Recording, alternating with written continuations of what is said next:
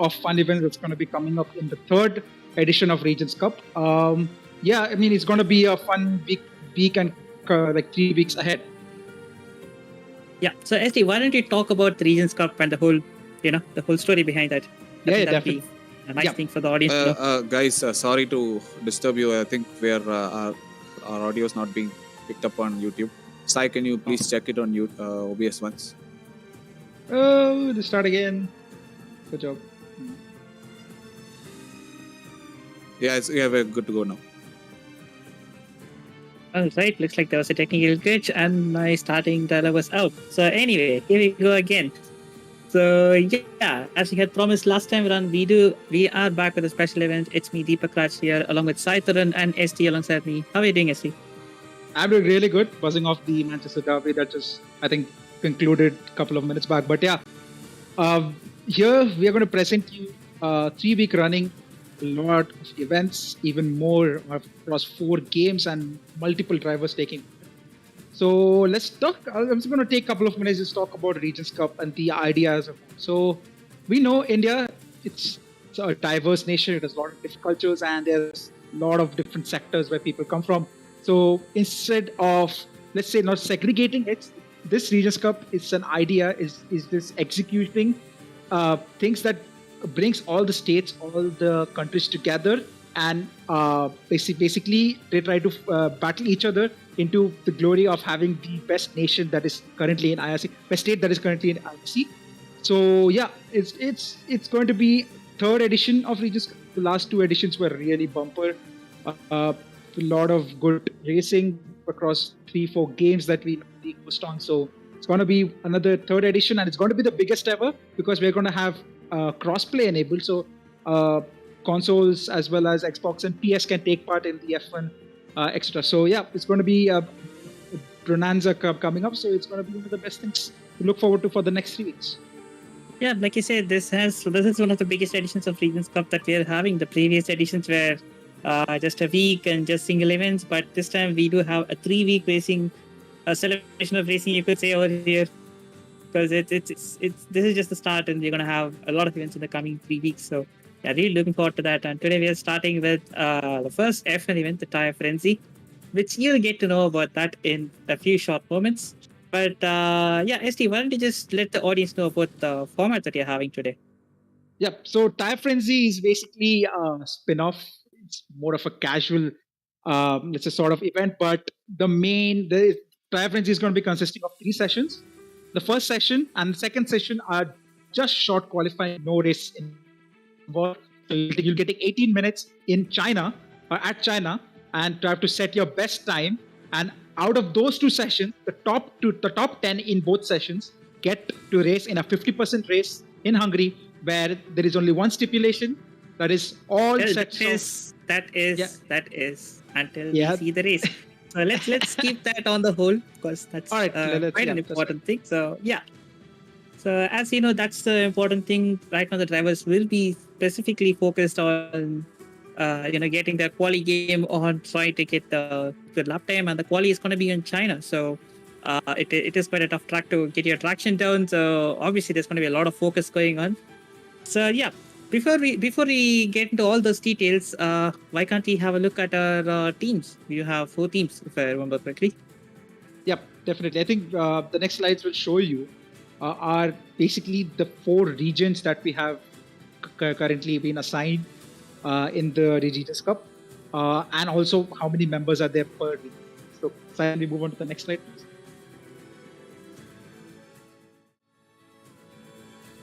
Yep, so bringing in the first region that we're going to be introducing to the audience is Central Region. So you suggest that there is Central. It doesn't make sense, right? Because the compass there is North, South, East. So nobody should have gone with those 4. But since the participation in IRC and the demographics is a bit restrictive to us, we have decided to combine the North and East side into one mega region consisting of 21 drivers here, let's say. And these drivers will be representing North and East combined, and that's basically the main point of Central Region. This region is going to be led by Motomotive, one of the fastest drivers in F1, and also takes part in ACC and AC other games. if you see the roster here, there are a lot of good people. You see Moto, Aradhya, Helium, like Davlish. People would know about Davlish and his ACC dominance that has been happening since the last 4-5 seasons that we have in ACC. So yeah, if you see quite a lot of people, and Deepak, what do you think? Is this the region to beat? This region definitely looks a bit stacked, and like you said, Davlish he's just in another level. He can single-handedly smoke every other regions. So yeah, this is going to be. I would predict that this is going to be the region to beat for sure. Yeah, definitely. I think we have people like Jagdish, people like Abdul Samad, Fredo, who are quite new to us. There are a lot of mix of console players as well as a variety of other consoles like Xbox, PS, and Origin. So yeah, you can see on the screen the games they'll be participating. It's quite a good mix. A lot of F1, of course. Our community is F1 driven. So yeah, as you see, let's move on to the next region, shall we?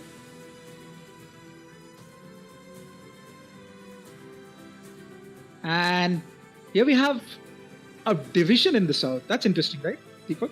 I'm not sure if we have done it before, but I think we have done last season. But yeah, I think last season also we had to split it because of the overwhelming signers from the south. But yeah, I mean, at the end of the day, it's still the demographics. We can't really do much, so we're gonna have to balance out the teams. And we have made 2 splits. So southeast, it's basically we had consolidated regions like TN, AP, and Telangana, and of course you can see a few balancing here and there just so that the teams are balanced. Like SD is also part of the southeast. So I mean technically you're from the east, so I'm proudly represent southeast because I have been in Chennai, I've lived there, I've done the deed. So yeah, I mean I'll proudly represent southeast. I'd love to have taken part in east, but unfortunately we don't have many people who register for east. So yeah, that's how sometimes the ball rolls. But yeah, I mean this region also looks stacked in my opinion, as Deepak is the captain. He's our commander up front. We have a lot of good mix of. I think this is more not towards F1, but this is more dominant towards AC and ACC. What do you think? I think that's been the crux of this region. Yeah, you're absolutely right. I mean, we do have some good names in F1 also. Like you have SSJ Assassin and Logesh who are known to provide some considerably decent performances in F1, even dominant performances at times. But yeah, this region definitely does look to be hauling most points from AC and ACC. We've got quite a lot of AC names here. So yeah, really looking forward to see how we could do in those games. Yeah, definitely. Let's move on to the southwest, shall we? I think that's the next one. Yeah, the southwest, the let's say Bangalore-driven region, because it's most likely Bangalore, that side, and Kerala. I think like that side of India is more dominant here. We have it's like 3-4 aliens here. I think Masoom is one of them who's going to be dominating ACC alongside Davlish if both of them can be, let's say, taken up in the same tier. We have a lot of regulars here, right? If I'm not wrong, because we have Faizan, Ashray, Ink, Kapil, King James. Those are like a lot of regulars that normally take part in the top level of F1. And yeah, I mean, gonna be another region to beat in F1, but I think I'd see a little less in terms of AC. Don't you think? Yeah, you're absolutely right. We do see quite a lot of IRC veterans. You have Faizan, Kapil, some really long-standing members here. And of course, not so much, so we can't forget him. He's the only guy who could put up a fight with Davlish Singh. So yeah, really looking forward to see that fight. But yeah, this region definitely, like you said, looks to be a strong force in F1. Yeah, definitely. It's going to be a good battle in Central and Southwest to have most points in F1. So let's move on to the last region. That is, take the name South out of this region and we'll get to West. Our Mumbaikars, mostly Mumbaikars, and that the West Side area, Rajasthan. We're led by Babaji, but I think the leader has been changed. It's going to be Dark Knight if I'm not wrong. So yeah, there's a last minute switch. Yeah. So yeah, led by Dark Knight. This is a lot of people we love in the community. And people like Arbi Farello, Banath, of course, Banath, the one of the biggest influencers that we have currently in the sea. And it's again a mix and match. There are a lot of new names here. Yash 44, EP10, that which those guys, I mean, according to me, have not been that regular. They might have just joined, but yeah, it's a good mix and match, good balancing act of the region. Yeah, and how can you forget Nirma over there? Of course. He's definitely not someone who can leave him out. But yeah, definitely talent-wise, this region is also... I mean, I really think the guys who, the coordinators and the admins have done a decent job in, making sure that the spread is there. and on paper at least all the regions seem to be balanced out.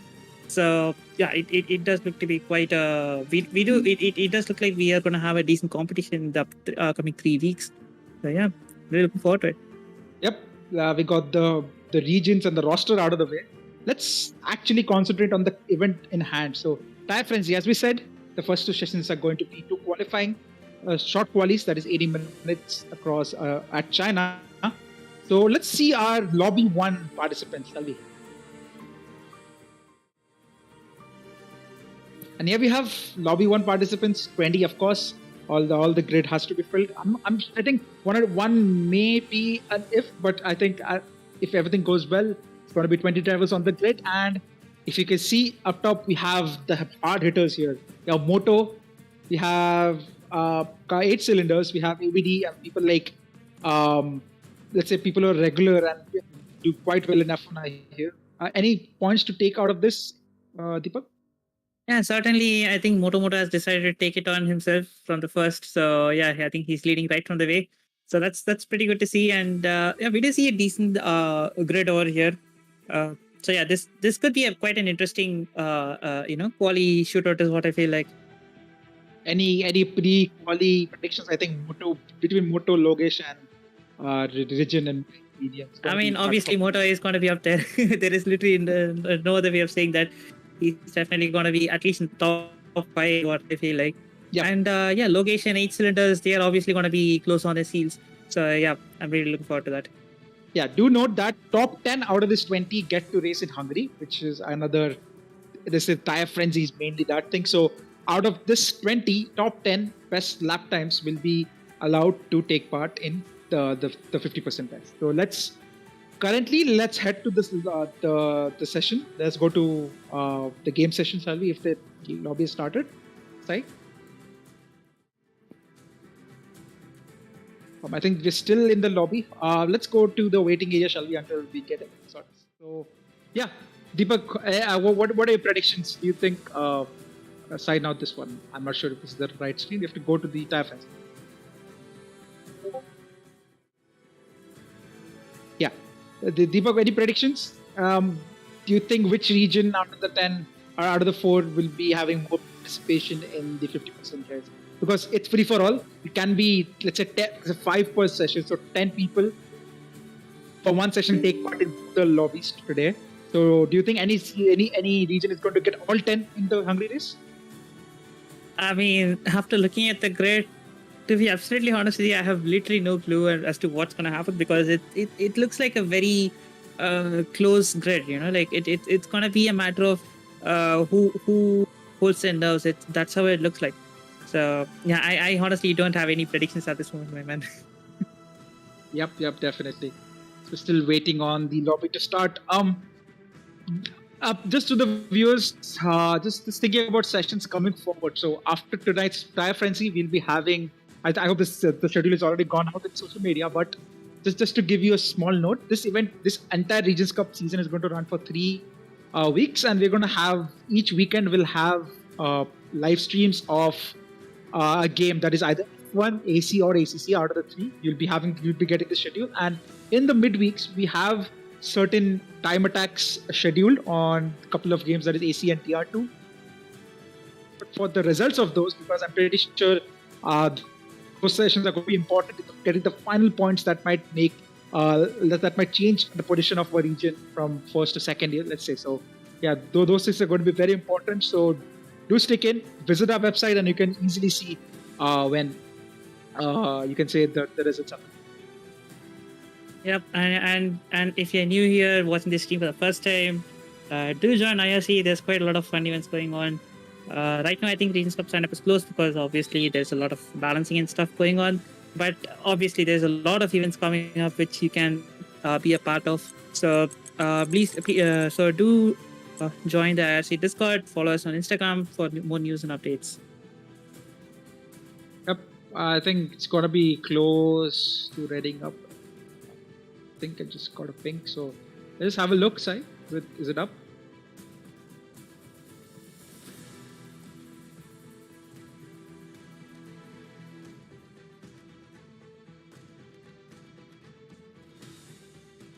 think we got a decent number of viewers. Yeah, that's I think good. we got a decent number of viewers. So why can't we have a question for some of the viewers, man? So what do you guys think? What's going to be the predictions? Just drop it in the chat. Which okay, let's just keep the conversation. Which game are you most excited for? And SJ, let's just bring you in as well into this. See, as far as I'm an active F1 player, and I think the most participation I've seen from our community is in F1. But the game which I like more is ACC because of how real it is and all that. But then, yeah, I just see again, like I'm predicting a Davlish domination. So yeah, F1 seems to be more balanced, a lot more chaotic. So yeah, it's easily the event which I'm more ecstatic about.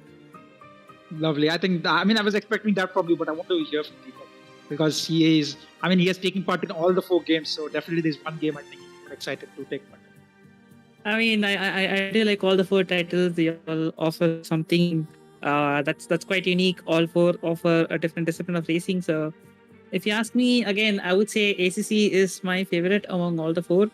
But yeah, Dirt Rally is definitely up there. It's quite fun to, like just throw the car around and dirt. So yeah, definitely that's something that I'm looking forward to. I'm really looking forward to the time trial.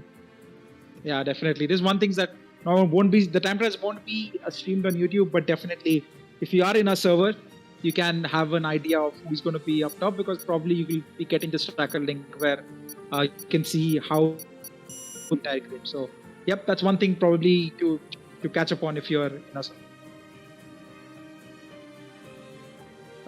Seriously, what's your favorite out of the lot? I'm only taking part in ACC and F1. I mean, I don't have DR2, but still, I would have loved to have the game, but the game is quite big. Honestly, I'm going to be honest with you. The game is too big to just. Yeah, that is something of a concern because it's I think it's around 120 gigs if I'm right. Yeah. So yeah, that's quite a lot of files to have, but sometimes for good things you have to do some stuff. So still nowhere near Call of Duty. Definitely. So, I mean, it's a different genre, but still, I mean, the amount of content that DR has, I think it makes up for the amount of space that you have normally you allocate for the game. But yeah, for me, if you ask the question to me, Deepak, sorry, Sajay, let me just finish that. I'm an F1. I mean, I play F1 a lot compared to ACC. To be honest, I haven't played ACC in 3 months. So actually, I want to. So the ACC event is around Zolder for people who don't know. I mean, they got tomorrow's stream, but I'm quite happy to get back on Zolder, to be honest, because it's the first time where I did a 4-hour race and I won. So solo. So I'm very happy to go back to the track and show how I am, to be honest. But yeah, I think let's move on from that and let's get to the race because it's going to be a dry session. Of course, both the short calls are dry and we have 18 in the grid. I think there are certain people who are not able to join, maybe due to some no-shows or something. But yeah, we have 4 liveries to show you off. I mean, Sai, if those guys come out of the pits, you can go one by one and show off the liveries to our audience here. So first, in the black and orange is the West region. Correct, if I'm not wrong?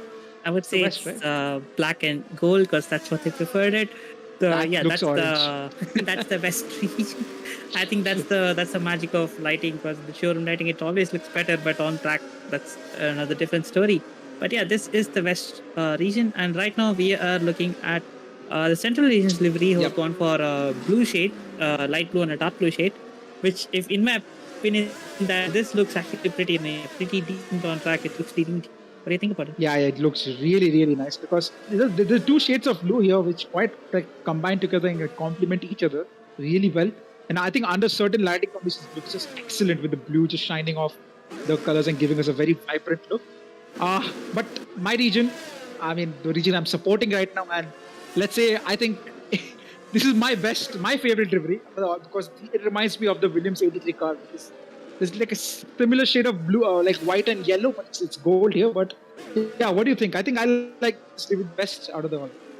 Yeah, even I kind of started this whole thing. Even I if I say I like this, it'll be like complimenting your own work, so I don't want to do that.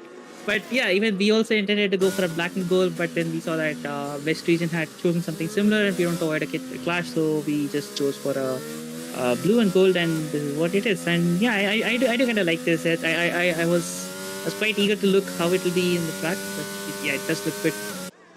Yep, definitely. I think final. I think it's the central. The central need to see the southwest. Where is southwest? Yeah, exactly. I think none of them on track. I have a first retirement already, and that's southwest. That's from southwest, and that's destroyed track. I'm not sure. Can you get the track map on this? Oh, it's a very weird place to retire. Where did he crash? I mean, looks like the exit of hairpin. Could we have the track map out, please? Right? I don't think he's retired. I think he just hit his wings. Oh, something happened between two southwest guys, is it not? Because yeah, it looks like his front wing was. He had some damage in the front wing. Yeah, I'm not sure where his car is going back in the pit. So I'm not sure where the actual incident was, but that's a very unfortunate incident for this driver because Southwest currently are on the back foot because we have one driver less, and he will definitely not be going forward into the 50% race. Yeah, that's already a handicap. And which driver are we missing right now? Because I'm seriously having a tough time. It's Ashray, P1. Bit. No, I'm asking the two drivers who are a no-show. I'm asking. Let me just get back to you. Just quickly have a look. Right. And have someone already with a 5-place slip penalty.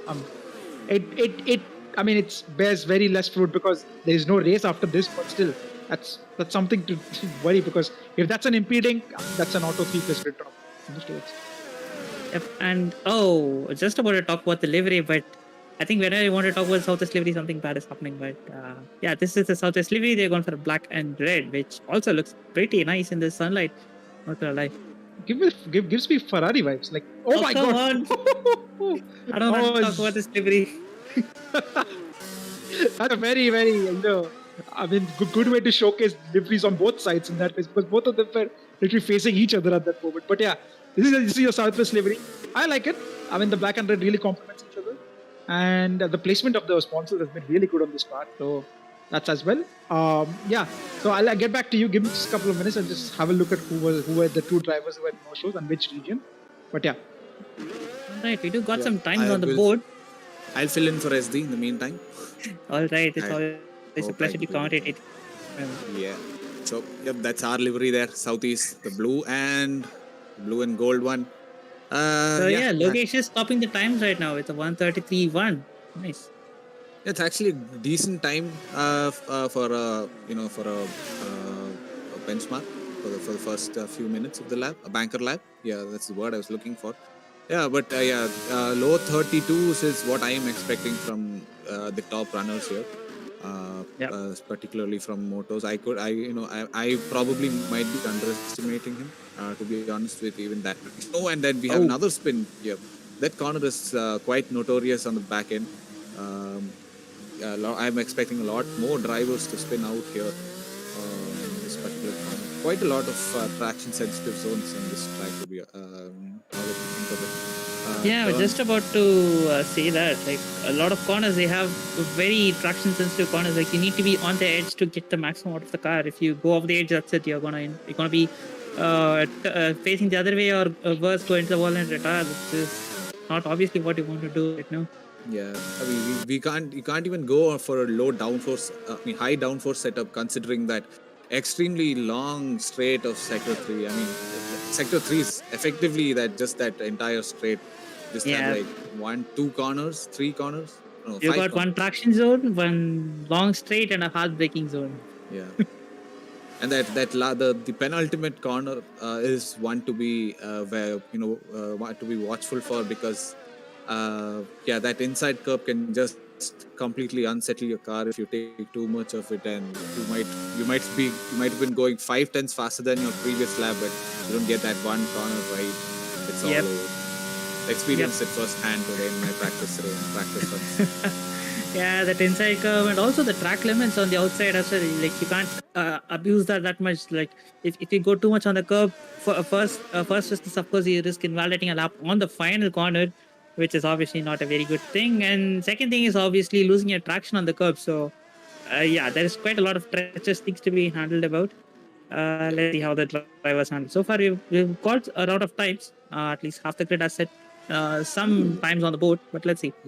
Look at Mr. Raut all the way back in P16 secting purple sector 2, but I think that should be a track map glitch. We've seen quite a few of those already in last season. He's out of TRS. I don't think he's going to be if he's set the lap. Oh, of course, that is also there. And it looks like he's not set. He set his prefix for his region initials. Oh. But yeah, we can guess his region from his livery itself, which I think is central. No, it's that is west. That is west. You'll need to get used to it in the comic F1 sessions and F1 events. You'll definitely be used to it by that time. But yeah, from the first round of quali times, looks like Southeast have 4 drivers going through out of the 5. What do you think of that? Yeah, I mean, I knew Southeast would perform better, but I didn't expect this much level. But again, I'm going to be cautiously optimistic because this is literally just the start of the session. They've still got a lot of track evolution to going on, and literally a lot more stuff to come. So a lot of drivers who haven't even set their lap times yet. Yeah, so it does look good. I hope it stays this way, but yeah, I'm going to be cautiously optimistic. Yeah, and we also have a few drivers, I guess, from P8 till P12 who've not set a proper benchmark also. Yeah. Yeah, their times are considerably off, so probably made a mistake here or there somewhere. So Moto is on the second flyer. Let's have a look on this lap. Let's see what it takes to the Yeah, definitely. After the just out of the long bendy right, we come to another section which is quite long. Couple of left-handers. And there's no DRS, sorry.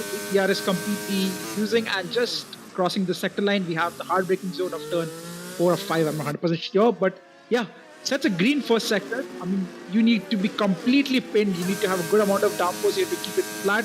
Takes it a 6th gear, which is very, very interesting. But yeah, keeps it really close to the apex. You have to go as wide as possible before turning left. 3rd gear normally, but he goes 4th, which is interesting. He has good amount of turn in the car. Gets to the 2nd sector split, and that's purple. 3/10 up on Logesh. Really good lap coming from Moto. If we can keep it all together in the final sector, going into the 1.2 kilometer straight is very important to nozzle here.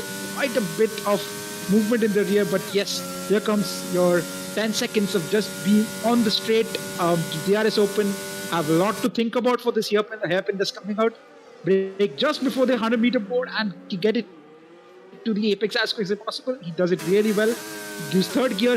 You see Eitzel retiring from the session. I think he might have crashed somewhere, but yeah, it's going to be the final corner. Don't go wide because it gives you instant invalidation. Very tidy from Moto. This should get him on pole, and that's 30-8. Really good lap from Moto then. Yeah, I think that was a lap time that even Logesh was telling that we are going to be expecting. Not Logesh, I mean SSC was telling that he's going to be expecting. So yeah, right now Logesh is coming across the line. Oh, that was a bit awkward through there. But let's see what kind of time he puts up. Faster. 800s. Look at that gap. I told you before starting, right, it's going to be Moto with Logesh, and it looks like Logesh has the upper hand right now. But I mean, it's opposite to the predictions I think people would have been going for, given Moto as how quick Moto is normally in Tier 1. So definitely, there's more time from Moto to come from. Yeah, and also in that lap, I don't know how other sections were, but the last few corners, I think the car was a bit sketchy. It was kind of moving here and there for Logesh. So obviously, he also has few tenths in the back. So let's see how he could best the time that Moto might be putting up. Looks like Ronaldo is also going to be setting a high 32s. If he's close to Moto, that's going to be a really good performance from the event. I mean, he has not done that many races with Moto in Tier 1, but he took a very quick time this day. So yeah, coming into the hairpin, takes it very similar to Moto, but I guess a bit wider than normal. How is this final corner is going to be? The camera angle doesn't do justice. It takes it very nicely, maybe a bit more wider. It's going to be in 32s, 30-9. Really good lap from Region as well. Yeah, that's a decent lap, and it's quite tight on the top as well. You've got like 37, 38, and 39 in the top 3. So yeah, like I said, it's looking pretty tight. Go to the 3rd Southeast driver we have seen in the last 2 minutes, and it's ABD taking the hairpin really nicely. Again, come to the final corner, really easy to mess this up. It goes a bit wide, loses a lot of speed through the apex, but if we get in the top 5, it just gets in the top 6, but still, 6 is good enough to qualify. I think he was very cautious through there. I think because of final corner, it didn't look like he was, like trying to push quite hard. But yeah, he is in top, which is a pretty decent time for his first lap, I feel like. Same thing, has Dinesh set 2 purple sectors? I think this is something of the telemetry there, but yeah. I mean, if he had done that, kudos to him. If he done that, then third sector, something has gone terribly wrong. I did give him my setup, so maybe that could have taken some. Yes. Yep, it does take time to adjust to another person's setup, but yeah, if he can get in the top 10, it's going to be an achievement for him. Currently, he is how many? He's like so many, 5 seconds behind. So yeah, he needs to set a better lap there. As Mr. Raut goes in top 10, just enough to get him in, but any I mean, how many? I'm not sure how many. 5 minutes left, and any outliers here? Do you think that are below top 10, like Ashray? Tier 1 normally should be there, maybe just invalidated every lap. But yeah, coming around final corner, it's on his out lap, so this is the start his lap, so let's go on board him. Going into the first long right-hand of turn 1, this is really, really painful on the tires as well as the patience, because you have to get it as close to possible on the second apex. Going to turn 3, I'm not sure this is 2 or 3, I'm sorry, pardon my lack of knowledge of China, although people say it's my first test track, so I'll take it with a pinch of salt. But yeah, coming into the first line sprint, he is, I'm not sure, not registering, but yeah, he should be around ABD of Faizan there. So hopefully gonna be really good lap as he again closes in, goes in the middle sector, keeps it well and tidy. 7th, contradicting Moto was taking on 6th, keeping it close to the apex there. Really good rotation from the car. Really, really easy to lose it if you go on throttle really quick. Coming in the second sector, I'm not sure how exactly his lifetime is, but yeah, we're going into the final right-hander, taking into the 22 kilometer straight, as I said before. You have to keep it really pinned. You have to trust your car that it can turn, because if you even lift off for a millisecond, you're going to lose a tenth on this straight. So, yep, DR is open. Again, you have a lot of time to think about compose. Like you have to have a lot of composure. Just get your braking right. He locks up a little bit. I'm not sure if the car is... Oh, he loses the rear there. That'll be definitely a couple of tenths, 3 tenths lost.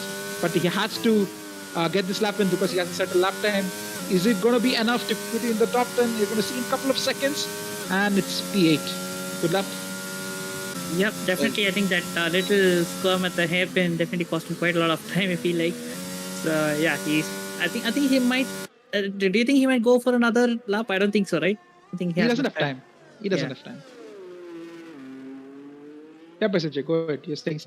Yeah, well, I was just saying that it was almost a good lap. If he had not just messed up that hairpin after the long straight, it could have been, he could have been into the 32s. It was quite a good lap. I mean, we couldn't see the how he was performing relative to his last few laps because he hadn't set a time yet. Okay, that was a good lap until that moment. Yep. As we go on to the final 3 minutes, it looks like Southern's dominance right now with 4 drivers.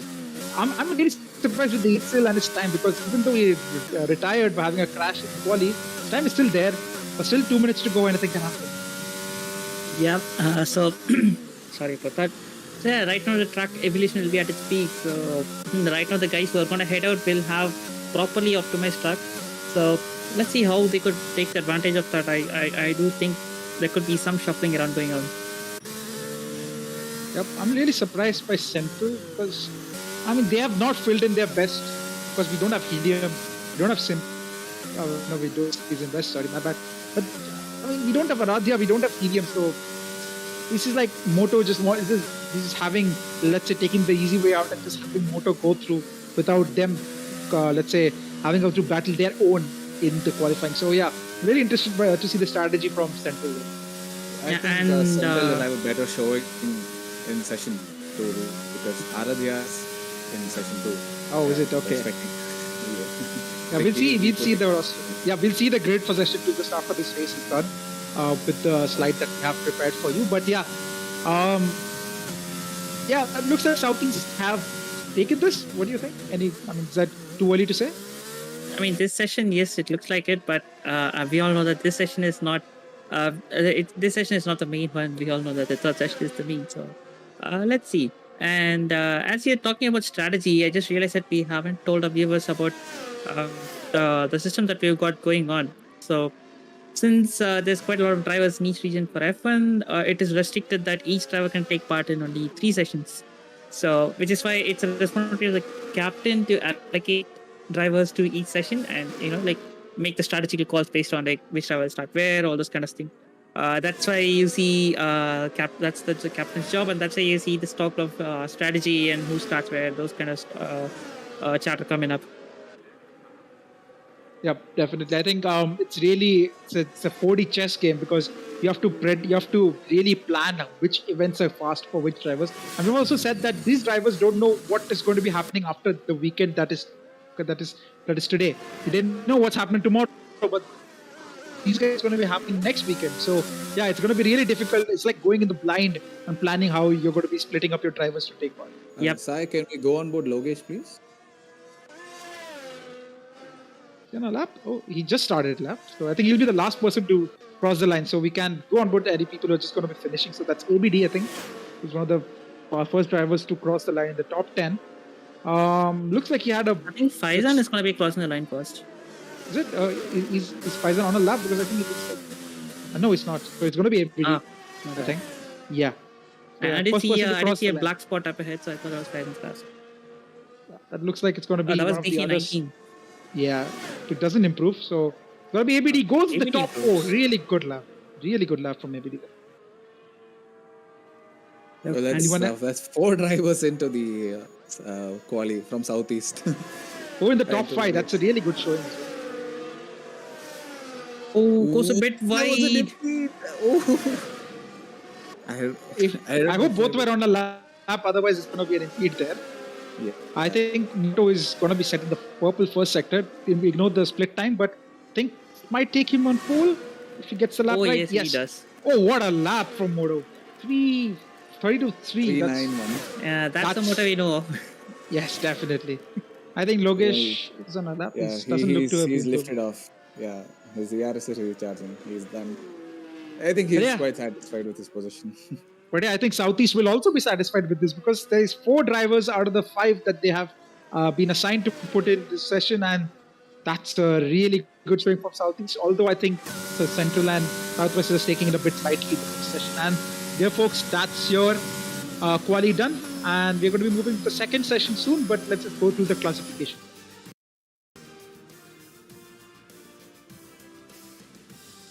Yep, so there is your top 10, so top 20 as of now. We have Moto, Logesh, Region, ABD, and 8SIL, your top 5. There's quite a gap with that Moto's lap at the end, but yeah, it's going to be these 10 drivers going to be going into the session 3 grid. So yeah, it's going to be looking like Southeast from now, but if from this next session, if Southeast can get even 2-3 in, that's going to be a very good opportunity for them to come out from this event with the most points. So yeah, that's your top 10 people till Shubh Kumar are going to be going through to Hungary.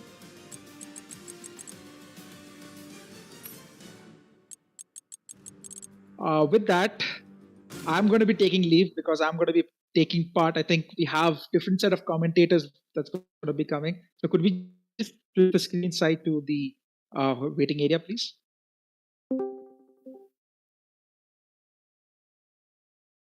Yeah. So that's your top 10. We'll be coming up with the grid later for the session 3. But quickly, after let's say a 5-minute turnaround, we're going to be going through with session 2, where we're going to be joined by 8SIL and Box, where they will be doing the same thing that we did with session 1. I'm going to be going through how that session goes for the regions. If Deepak, you have anything to add? Well, yeah, that was a pretty decent session, and I'm actually quite happy with the showing that Southeast has shown. So, yeah, feeling good. And we do have 8SIL in the box. 8SIL, you there?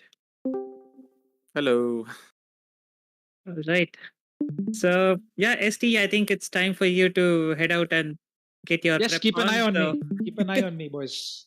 I'm pretty sure I'll try my best to get close to that moto time, which is looking really red hot. But yep, I'm happy if even like 2-3 people from Southeast go through, because it's going to be a really good showing for the. Yep. All right, I'm signing off. See you guys after this. See ya. Hello, everybody. Good evening. How has it been so far? It's been a pretty decent showing so far. So yeah, first things first. Congratulations, you had gone through on to the next phase. But importantly, what happened? Like, why were you retired? Like, were you so confident that your lap time was there that you retired, or did you just, you know, do a mistake?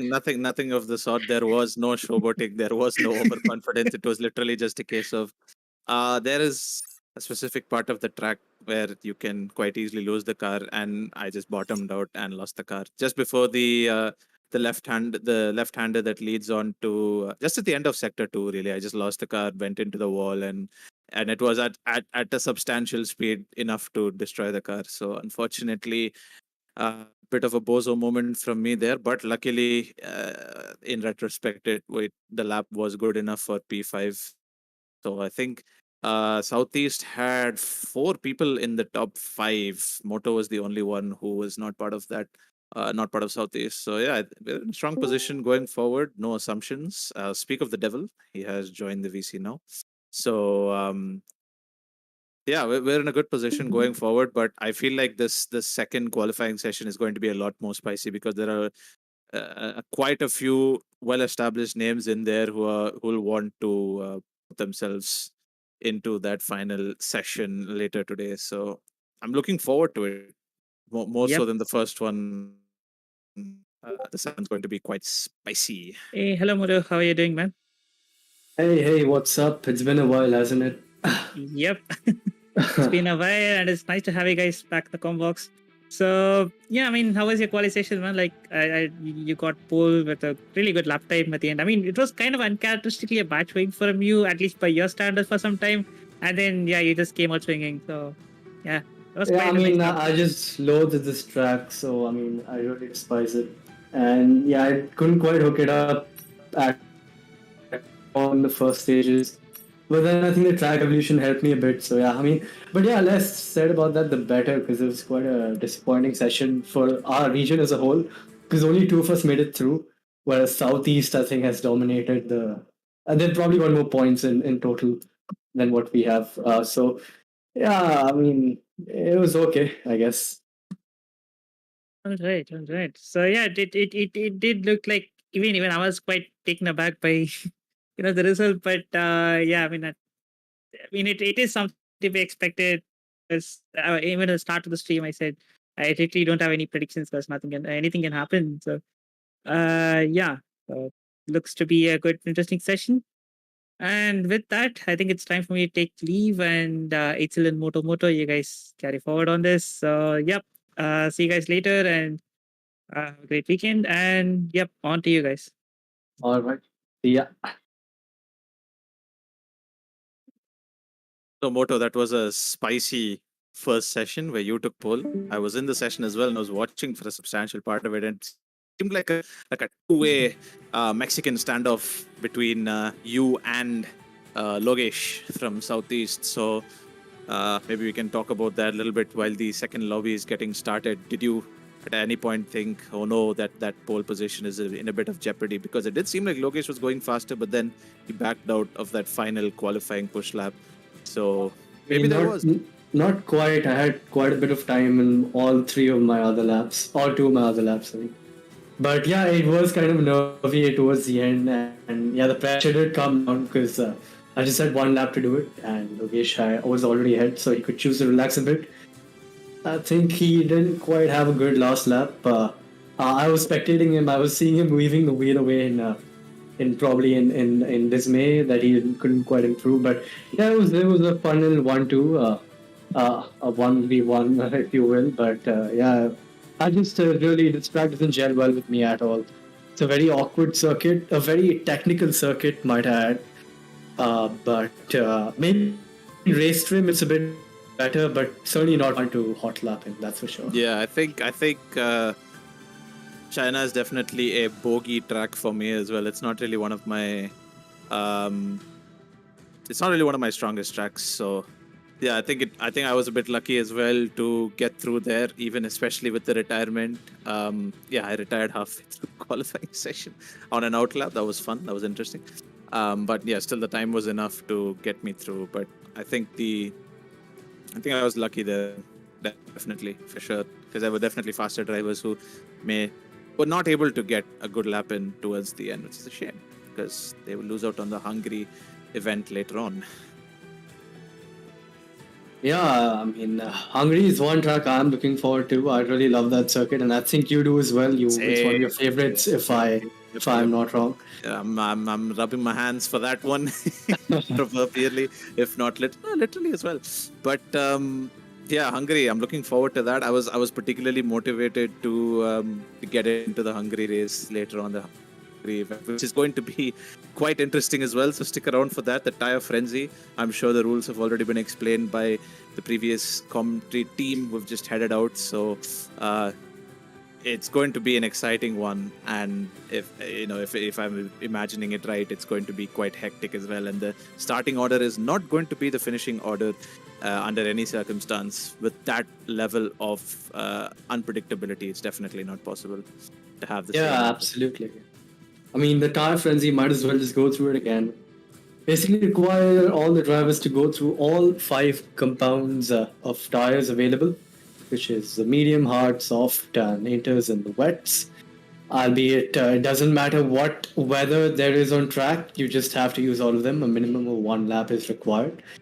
And those failing to do so will be disqualified from the session. So, yeah, I mean, it can seem a bit gimmicky by the looks of it, but I mean, as well, I mean, it's pretty. It's become a bit of an entertainment bucket, isn't it? Formula One, with the way how things are proceeded in real life. As I'm at a loss of words here, showcasing my little bit of dusty commentary skills. But yeah, what are your thoughts? Do you think it's a bit gimmicky, or do you think it's like might as well go for it? Give the viewers something to watch, because the racing won't be much, but the chaos will be plenty. I think the chaos is going to be aplenty, as you said, and it's going to be reinforced more so by the fact that there is no surprise element of the safety car coming in and messing people's strategies up. So the safety car, the fact that it has been told to go on holiday for this particular event, means that there is no chance for someone to stay out on the softer compounds, the dry compounds, if you will, and just pit under safety car and get those wet compounds out of the way. Or if the session is wet, then get the dry compounds out of the way, because the laps that you're going to be running on those undesirable compounds are going to be way off the pace. I would say 10-15 seconds in the wet if you're on the drier compound, and it's going to be 5 or 6 seconds at least if you're on a wet compound in dry conditions. So it's going to be a proper melting pot for everyone's strategical big brains to come through. So I'm looking forward to not only participating in it, but seeing what kind of strategies people pull out of the bag, because sometimes the wackiest strategies will end up getting the results. Yeah, absolutely. And as you mentioned, the weather is an unpredictability. It adds to that spice, because none of us know when the rain's going to hit, or if it's going to be dry throughout. That'll be kind of painful if they made it like that, because wet tires on a dry track is not fun, I'll tell you that.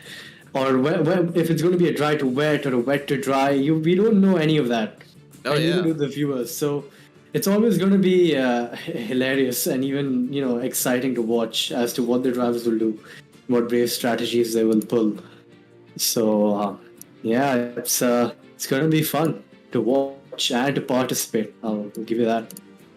Indeed. Before we head into the lobby, though, let's have a quick look at the members taking part in the second short qualifying sessions. Obviously, we had 5 members from each team going head-to-head for the first qualifying session. The same is the system for the second qualifying session. Of course, no members from the first qualifying session are allowed to participate in the second one. So this is a fresh set of 20 names that have taken to the grid, or that will be taking to the track, rather, not the grid, for the second qualifying session. Again, same track, China. That is where we'll be going for the second qualifying session. And you can see the representatives have changed slightly. So we have Aradhya Gupta, Abdul Samad, Fredo, Abi, and Arnab Goswami representing the central region. That is your region, Moto, so you can talk a little bit more about them. We have Streeter Mist, Fuzzy Dunlop, Babaji, and Yash44 heading up for the West team. We have Ink, King James, Alex Joseph, Jahala Yashraj, and Guni team to the track for Southwest. And for Southeast, it's going to be SSJ Assassin, Arjun Senapati, the real SD Satvik, and Swagger Turbo. There's 2 alphabets missing there, but that's supposed to be Swagger Turbo.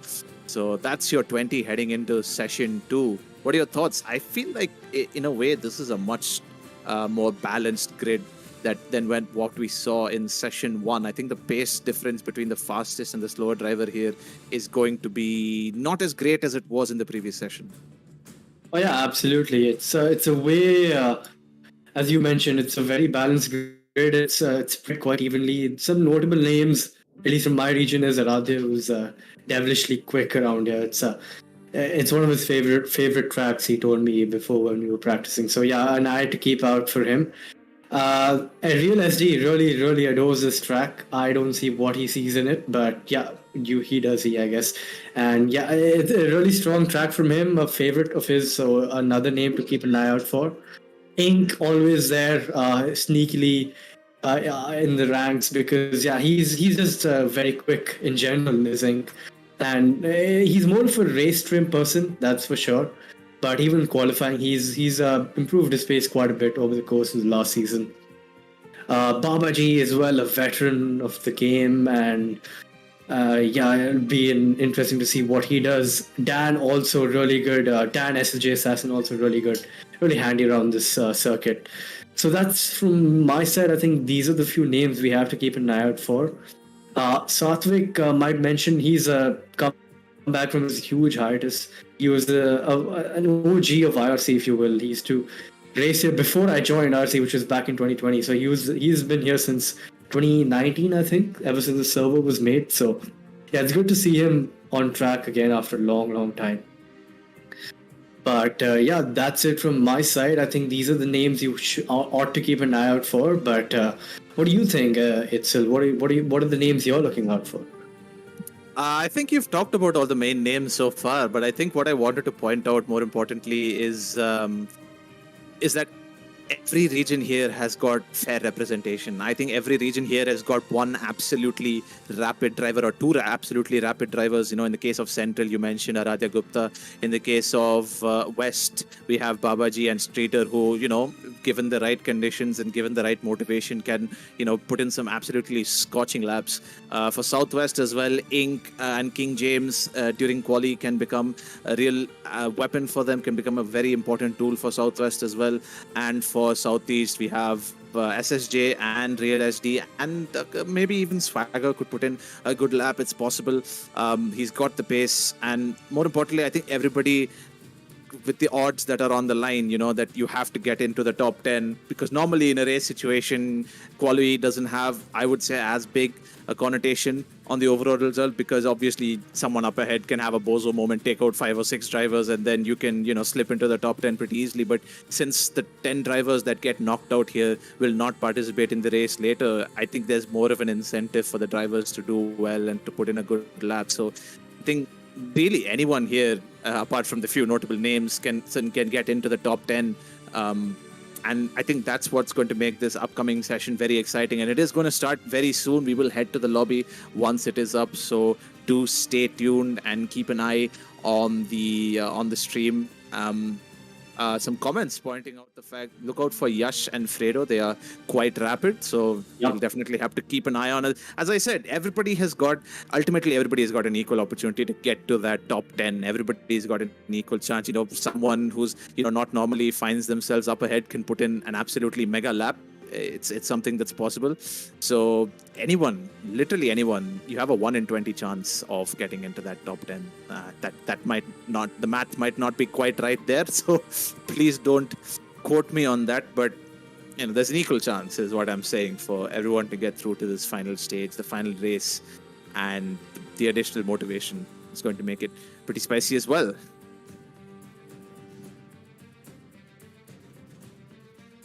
As we are still waiting on the lobby to ready up, obviously everybody has to get their liveries sorted. Oh, speaking of liveries, do let us know in the chat what you're thinking of these liveries that we're seeing. So obviously these have been curated by the team captains of each individual region. And Moto, you are, I don't know, are you your team captain for your region, I believe? I think Moto might be. I think he might. So, yeah. So definitely, all the liveries looking very, very spicy. I'm not going to give my opinion because being a member of one of the teams is probably not the best way to judge the liveries themselves. But yeah, all the liveries look very good, and equal representation as well. Nikhil pointing out that it's a 1 in 2 chance. So yeah, my math was wrong. It was not 1 in 20. You have a 1 in 2 chance of making it to the top 10. Yeah, 50% makes sense. Yeah, right.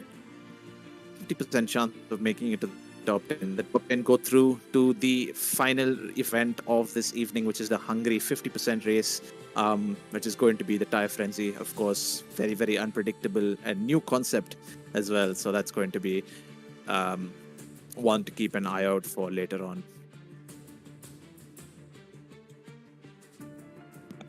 All right, I'm back. Still waiting on the session to go ahead, but I was just asking the chat about their favorite liveries. I think a few of them have expressed their opinion earlier, but you are a team captain, I believe. So what was the thought process behind your livery? Or at least even if you're not team captain, the livery. Give us a little bit of insight. Thought process behind the livery, is that it? Yes. No, I mean, I just like blue, so. That's a simple way to go about it. I like that. And everybody in your region is. I mean, with the in-game liveries, you can't really do much with them either way. At least the non-DLC ones, they're really a bit bland. I'll be honest. The DLC liveries, you can customize them quite a bit, but unfortunately, not everyone has access to those. So, yeah, some sacrifices were made for that. But yeah, I mean, ours is quite nice. It's like a satin blue and it's a dark blue quantum, accompanying it. So yeah, I mean, it just works, I guess. I just like blue and I just said, yeah, that's fine. That's like that. I think the thought process behind the Southeast colors were to also go blue and yellow. But then I believe someone had pointed out that blue was already taken. So we went purple and yellow, and I think they work quite well together. I think those two colors complement each other very well as we do head into the lobby. Cool. We are into the second qualifying session. So as before, 18-minute short quali session where the top 10 drivers will advance to the Hungary 50% tire frenzy later on. And that the colors are all very similar, isn't it? All the colors on the HUD, if you will, are all various shades of blue and some black in there as well. As we see, first few drivers heading out on track. This is Abhi representing the central region. He's warming up his tires there. Everybody will be in the soft tires, ideally. Going into this session, no real doubts there. I think if you qualify on the mediums and you qualify in the top 10, you just looking for an adrenaline rush, really, more than anything. But yeah, quite a few drivers here to keep an eye on. Oh, one driver that I am noticing right off the bat that I didn't see in the team lineup is Helium representing Central. Oh yeah, I'd completely forgotten about that. So we had a no-show and we had to he had to pitch in. So yeah, I guess that's one more favorite for Paul in the session right now because he is quite rapid, isn't he? As he. Yeah. I was just gonna say. As a bit of a weird moment there. He was probably giving way to the car behind, which is also probably on an outlap, so he didn't quite have to do that. But there's one more contender, one more challenger enters the arena, I guess. Yeah, I was gonna say I didn't see his name pop up in the lineup, so I was like, "There's no way Helium can just slip under the radar like that." But yeah, definitely, one more contender for the pole position here. So Aradhya and Helium, strong representation, is what I was gonna say, for Central Region there. As we have our first flying lap, if you will. Here we are on board Abhi as he filters. First retirement as well. That was Alex for Southwest. It's not from your region, isn't it? No, we are Southeast. Alex is from Southwest. Who? Oh my word! Oh my god! Okay, wow. Interesting weaving strategies there. As one of the cars was very red, in between there, it kind of very stood out from all the other cars because all the liveries are sort of blue and do black. we not have the telemetry working for this round? Yeah, just having a quick look there. But yeah, Alex retiring very earlier on in the session for Southwest is another blow for them because I don't know if you had noticed during the first qualifying session, but they lost two drivers very early on there. Two of the drivers collided into each other. Yep. I've seen the footage. I have no clue what had happened there. It was at the hairpin, if I'm not wrong. Yep. At the end of the straight in the hairpin, I don't know what happened. Maybe one of them was weaving and one of them was like, I'm going to send it. But a little unnecessary there from the Southwest team. And now they've lost a subtotal of 3 drivers before any laps were set. So not a good position for them. Ooh, was that? I felt like he lost the rear end there, and he did. I wasn't wrong. He did lose the rear end there. And Abhi unfortunately invalidates the lap. But I think quite a few drivers, fast drivers, are on their push laps right now. So if we can go on board a few of them, maybe have a look at the likes of SD and Helium as they're coming through this first phase of qualifying. SD is going slow there. I think that is him waiting for some clear air. Baba right behind him. Baba right behind Ink there, I believe. Good lap there from Yash. I believe he's driving for either west or southwest. A lot of traffic, I'll be honest, in the track right now. I think everyone is on track right now. Yeah, as Rajay Gupta goes provisional pole with 37 for a banker, that's quite rapid, I'll be honest, for a banker lap. So no doubt he's already pipped the other people to provisional pole, and a 32.7 in the early stages of qualifying. This is a red car just stranded on the pastures there through the snail section. A really good lap from the Central Region driver there. Absolutely. If we could just bring up the lap data, the in-game telemetry, if you can. Ooh, not good there for SD. Loses the car coming through sector 1 just before the start of sector 2 there.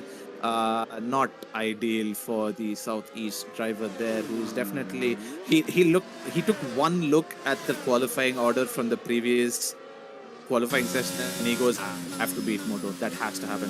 So you can definitely tell SD is motivated to get pole here today, improve, and hopefully get himself into the top 5. I won't be surprised if he does, because my lap was just shocking. It just felt really bad all around. So it was good enough to get the pole position in the session, though. So I mean, don't put yourself down by any means. Still pole position matters in Hungary, right? That's what we're playing for. And I think we might as well add it because we haven't mentioned it yet. So what is going to happen is the top 10 from both these sessions are going to proceed. But the order for the grid is going to be set through the overall time, which has been put by these drivers in their respective sessions. So a bit of work for the coordinators to do that, as they're going to have to rearrange this jumbled mix from both the sessions in descending order in lap time. That's going to form the grid. So that's why it's important that you get the best ever lap. It doesn't matter if you get pole position in your qualifying session, but it's important that you just really push for that all-out lap so you can get through or get an overall pole position, if you will, through both the qualifying sessions. Yeah, very important point brought up by Moto. That is an interesting thing to take forward. Yep, the lap time in this session alone won't matter, as a few drivers are scuffling through turn 4 there, getting a little bit too close for comfort. So right now, Aradhya in a strong position after the first bank lap was set. First round of bank laps have been set by everyone pretty much, and it's pretty tight at the top there. 310 separate the top 4 drivers, and then there's a bit of a gap to the rest of the field. But as you can see already, this field is looking a lot closer than what we saw in session 1. A lot of drivers in the 33 highs who can definitely improve and make it 33 low or even a 32 high. So the qualifying order is going to be quite a bit different for the Hungary race a lot of people going to be starting further back or further forward than they would have expected.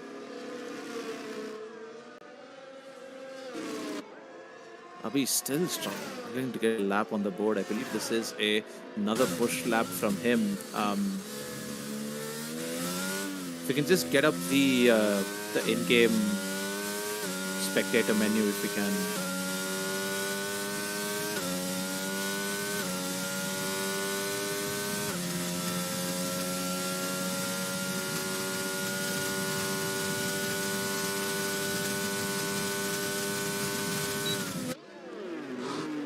Enable the telemetry, Sai Tarun.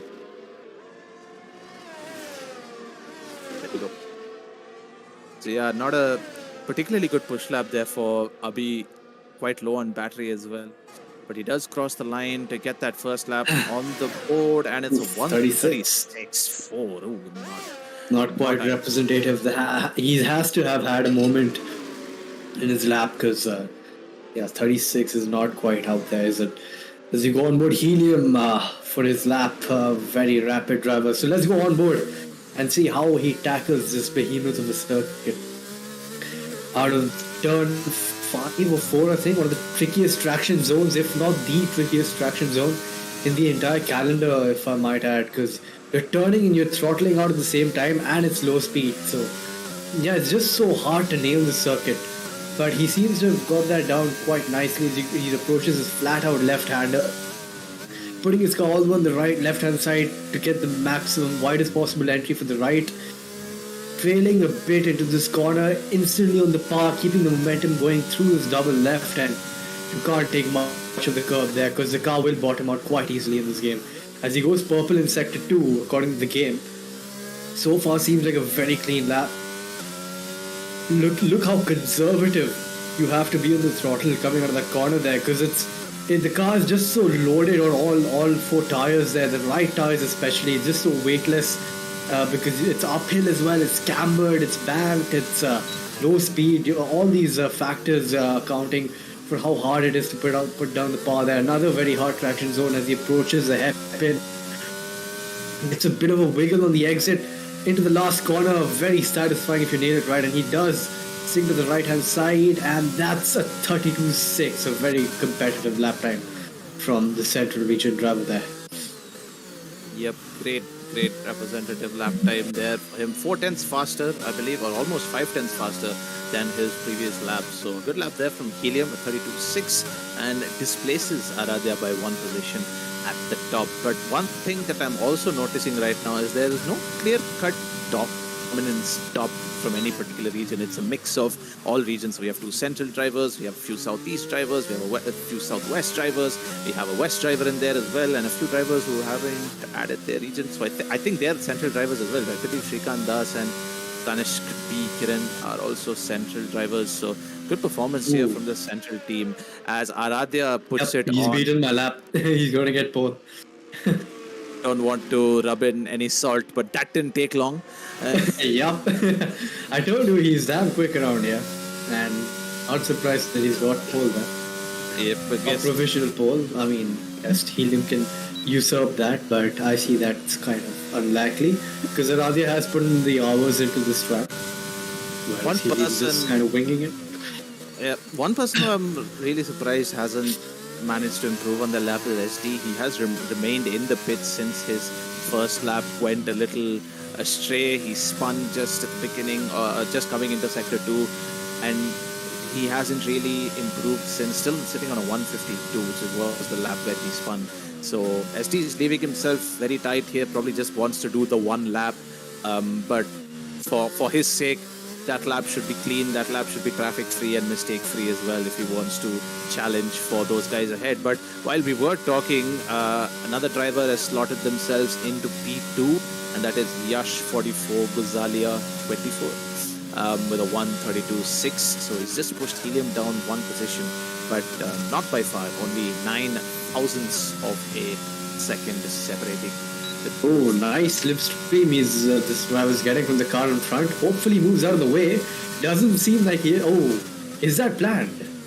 Both of them are from the same team, I believe. So that was Tanishq and Helium potentially. Oh, no. but the advantage does not translate to lap time as Tanish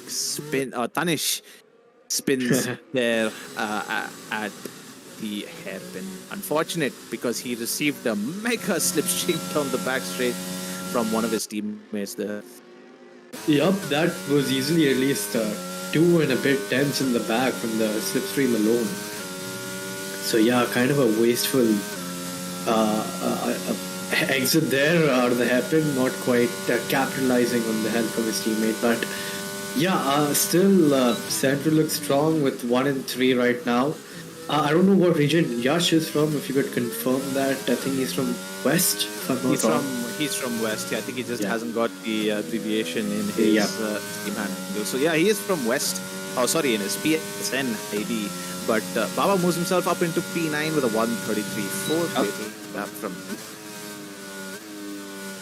quite a few drivers, particularly out of the top 10 right now. Abi and SD are the ones I'm keeping an eye on right now, seeing if they will improve. SD is on his out lap. Yep, SD is just coming out of the pits now. This will be the last salvo for him. He'll have a chance to do maybe 2 laps, I think. If he messes up the first push lap, then obviously he can just recharge and go again on the very next lap itself. But yeah, SD leaving it very, very late in the session to put in a good lap here. 1:52 right now, which was the lap which he spun on at the beginning of the session, and has not really set a lap since. So if he doesn't get pole on this lap, the lap that he does go on to set, then it's going to be difficult for him to set another lap shortly afterwards with no battery. So he'll have to pick his moments. He'll have to make that lap count.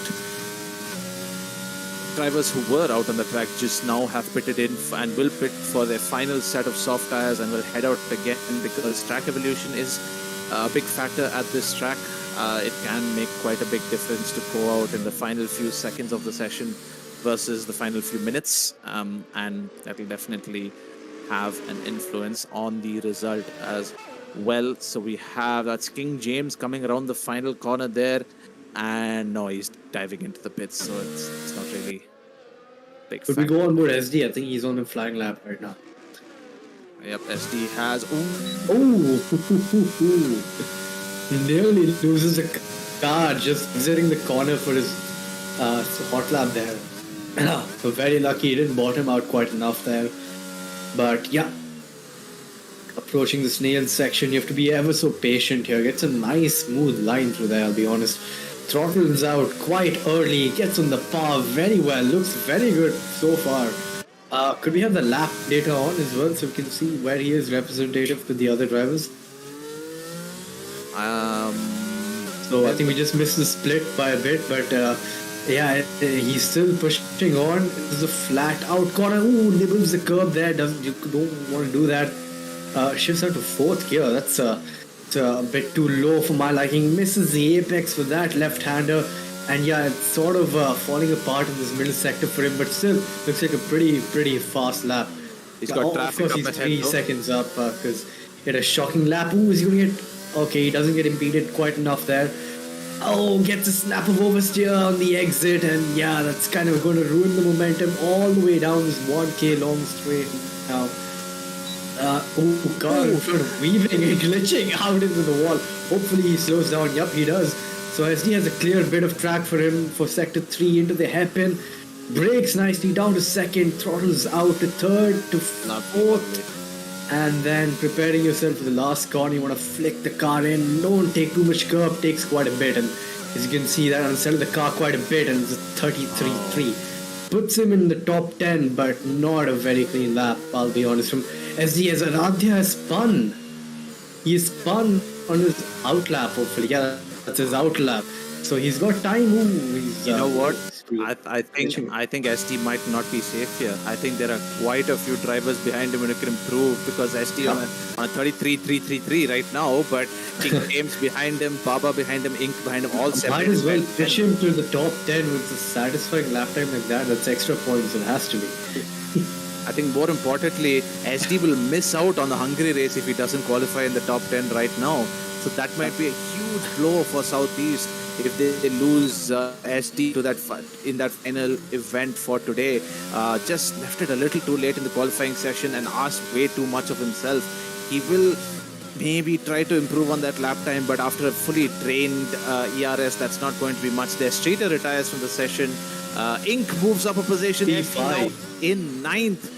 He's getting ever so close to that drop zone. Baba makes a mistake coming through the final corner, and that will affect his lap time. And yeah, it's not quite sure what time he did, but it was slower definitely than his best lap as he comes across the line. That's the end of the session for Baba. Quite a few drivers out on track. Helium, Aradhya as well, both on their flying laps right now. Ink, I believe, has just finished, and as he crossed the line, the session was still underway. So I think Ink is also done for the most part. SSJ on a fresh set of tires as well could improve for Team Southeast. Ooh, very close to Radhya there. That's a great lap from Yash. Onboard Helium, Radhya goes 32-1. What a lap that is. Helium improving ever so slightly. If he can pip Yash, which I don't think is going to happen. Because he's not that much closer as he would like to be to the driver in front, but he's pushing on. Let's see how he approaches his last corner. Braking just before the bang on the top, gets a decent exit. It's like a 32.6. So P2, yeah, he does get P2. Let's go. So 1-2 for the boys there. Very good lap from Helium, and yeah, it's a very competitive lap time from the Central Region driver there. Interesting to note as well that SD has gotten through by the skin of his teeth, just barely half a tenth between himself and King James. That could have been a very, very embarrassing moment there for SD if he had not gotten through.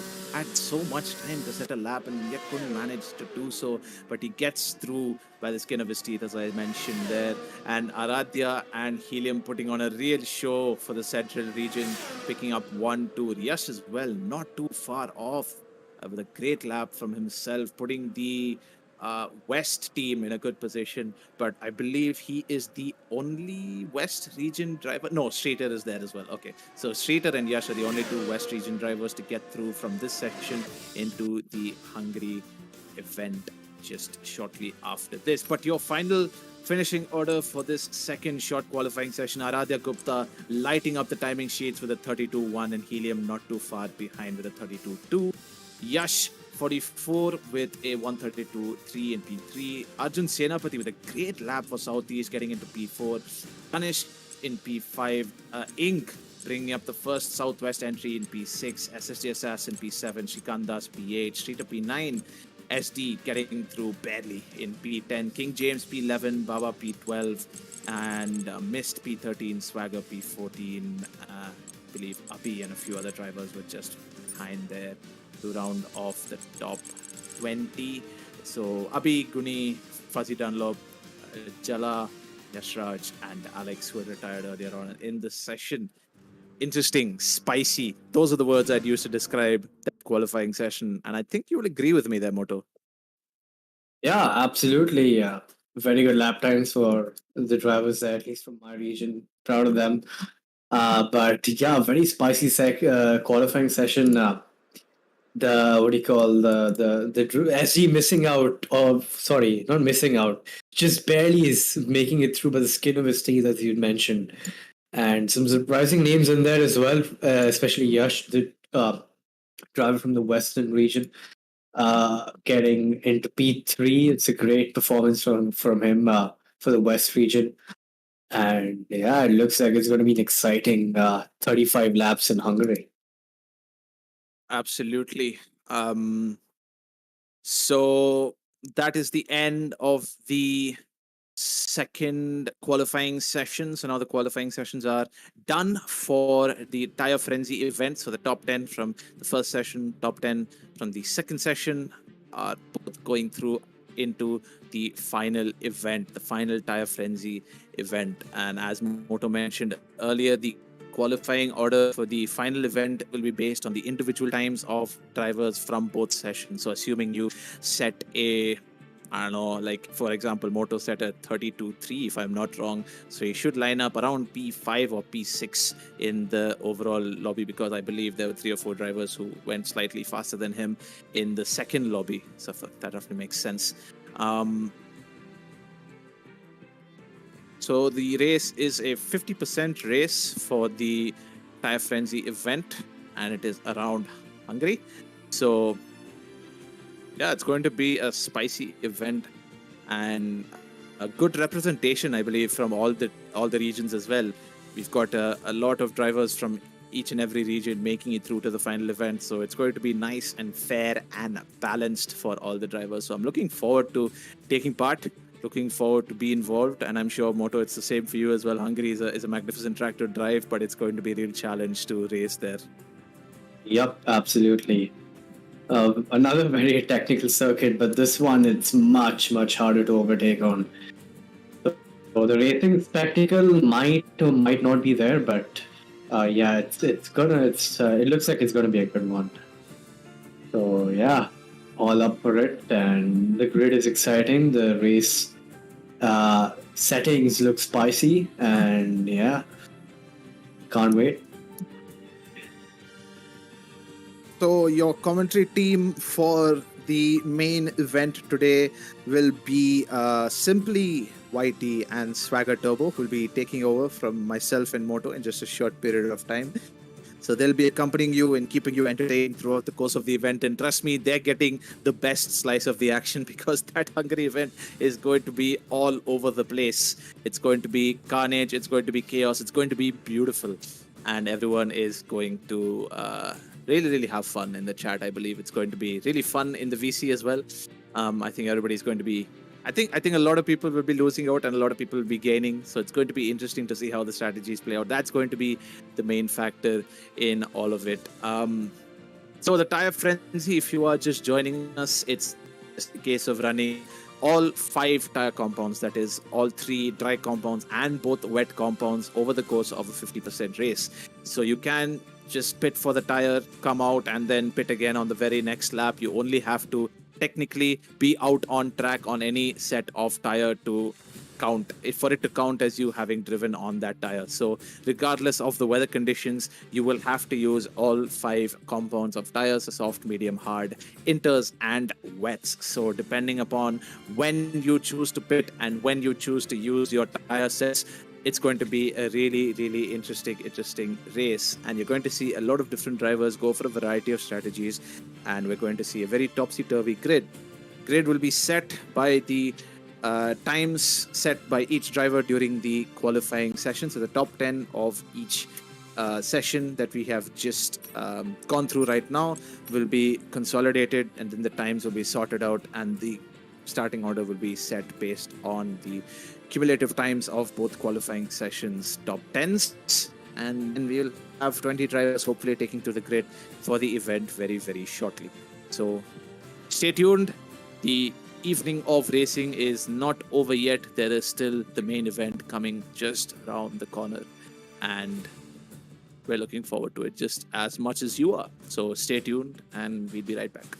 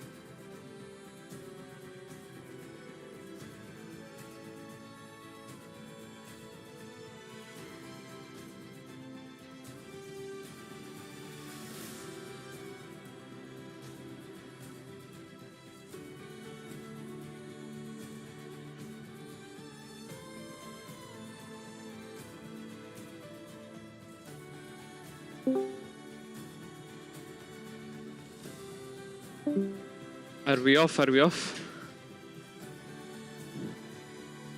Hello?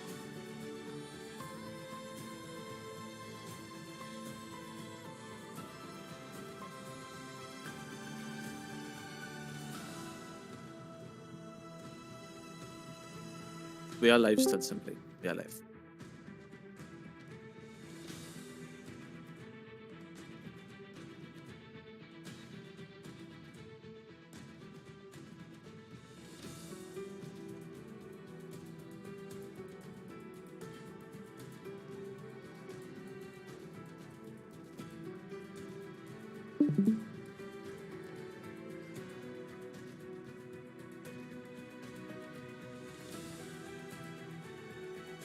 All right. We are just a short period of time away from the main event, and we have our new and refreshed commentary team. So we had ST and Deepak just before us, and we had myself and Moto, and now you'll be in the capable hands of Simply Whitey and Swagger Turbo for the Tire Frenzy event today. Hello, Simply. Good evening. Hello, Edsel. Good evening. Thanks for having me here, guys. Swagger is still yet to join us, but I believe he is here, so we can get started. You guys will just have to totally hype up the race, but I don't think it needs any hyping up because it really is going to be a great spectacle for everyone watching today. So I'll leave it in your capable hands and fun. Thank you, Edsel. Bye-bye. A great rest of the day, mate. Alright guys, so I'm Simply Whitey. With me is Swagger Turbo. Swagger, I believe, is having some issues. So for now, I will be here. I am the vice captain for the West team, hence why I wasn't here this whole time. I was helping our reach the Hungary race. But yet, fear not, there will be unbiased commentary from my side. And not sure about Swagger Turbo, but I will keep you guys entertained. In the meanwhile, I will try and make sure that there's unbiased commentary from here as well. Swagger was here as well. Yo, what's so up? For now, Swagger, as from a driver's perspective, how intense was the qualifying? It was super intense, I would say that, because the first week, not gonna lie, I felt like it was kind of easy because the times weren't really that quick. So I didn't really have any extra bit of practice or whatever. I just came in, put in a few laps in the time trial, and I was able to do a low 133. So I was pretty confident with the pace that I had. But unfortunately, I couldn't really set a single proper lap time in. So yeah, just hard luck. Unfortunate for you, mate. As from a person who is managing a lot of things in the weekend, very hectic, but of course. Very enjoyable, I'm pretty sure. Yeah, it was super enjoyable. The best part is just looking at the different liveries of all the 4 teams, and every single livery is pretty damn sick. Indeed. All of the liveries are, don't mind my language, quite sexy, to say the least. And hold on, just a second, I'm getting insider info for the grade of the Hungary race. On pole, we have Aradhya Gupta. So for the people who don't know how this works, we took the fastest lap times from both of the qualifyings, and that sets the grade for the race. So on pole is Aradhya Gupta, followed by Moto, followed by Helium. So that is your top 3. Logesh P4, Yash 44 P5, Arjun P6, Anish Q P7, Rijin P8, Ink P9, SSJ Assassin P10, Shrikant Das P11, ABD P12, Streeter P13, SD P14, 8 Cylinders P15, Faizan P16, Ritesh P17, Ashray P18, E-Dog P19, and Shubkumar rounds off the grid in P20. Alright, so a few names over here, already kind of a shock, but fair play to them. They made it till the top 10 in their particular session, and yeah, here we have the 20 races. We are ready, and just getting ready to go for the Hungary race as well.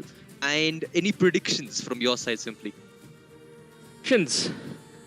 I'm gonna go for a tight battle between Aradhya Gupta, Moto and Helium throughout.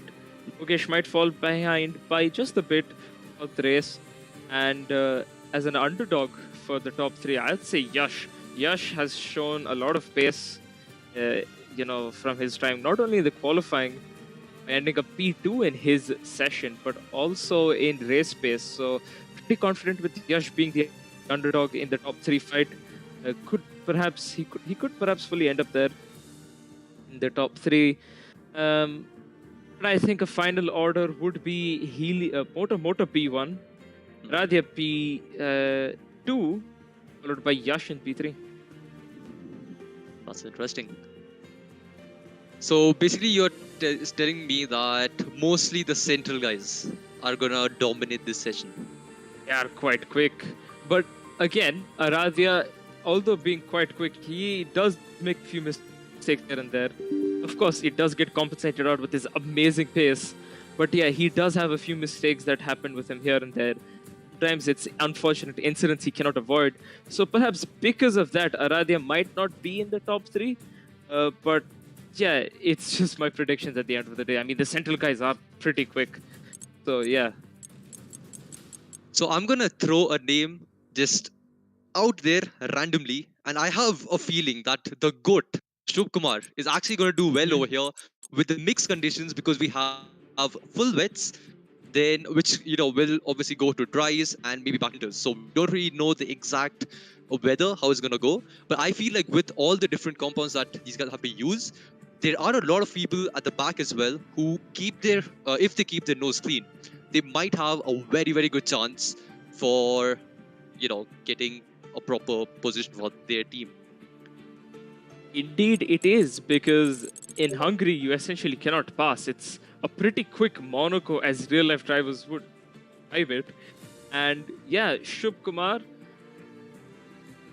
he does have a few moments here and there, a decent amount is from him, and again, because of how the race is set up, where there will be mixed conditions, you have to use all 5 tire compounds.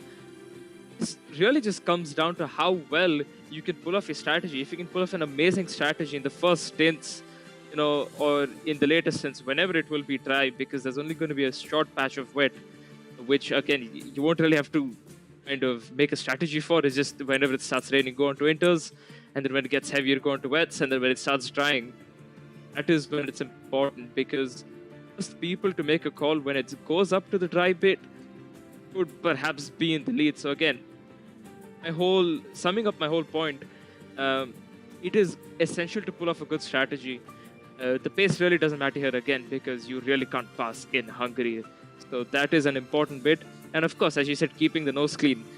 If they do not get into incidents, then they will be sorted. But if they do get into incidents here, in a race where they have to change multiple tires, it could be devastating for them, considering that the safety car is not on. Exactly. So they will have to completely rely on their pace and the unluckiness of the other drivers catching up and making mistakes for the people who have gotten damage catch up to the people who do not have damage. So basically, let's just look at the grid once again for a last time as well. We have a lot of the names from the tier 1 in IRC there, in the top 5 or whatnot. But there are a few guys that I've seen who are shocking down the order.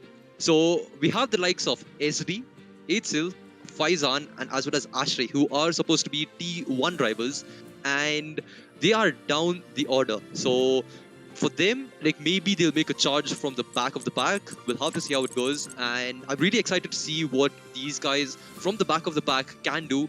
Maybe with just different kind of strategies, maybe they'll be able to make a few positions up in the pit lane itself. And as you said, we don't have a safety car, so it's going to be crucial with stops and keeping your nose clean, because you lose about 5 seconds just with the wing change. So that's going to play a lot of strategy and time wise in this thing as well, in the whole race. Indeed, it's going to be very, very crucial as to pulling off a good strategy.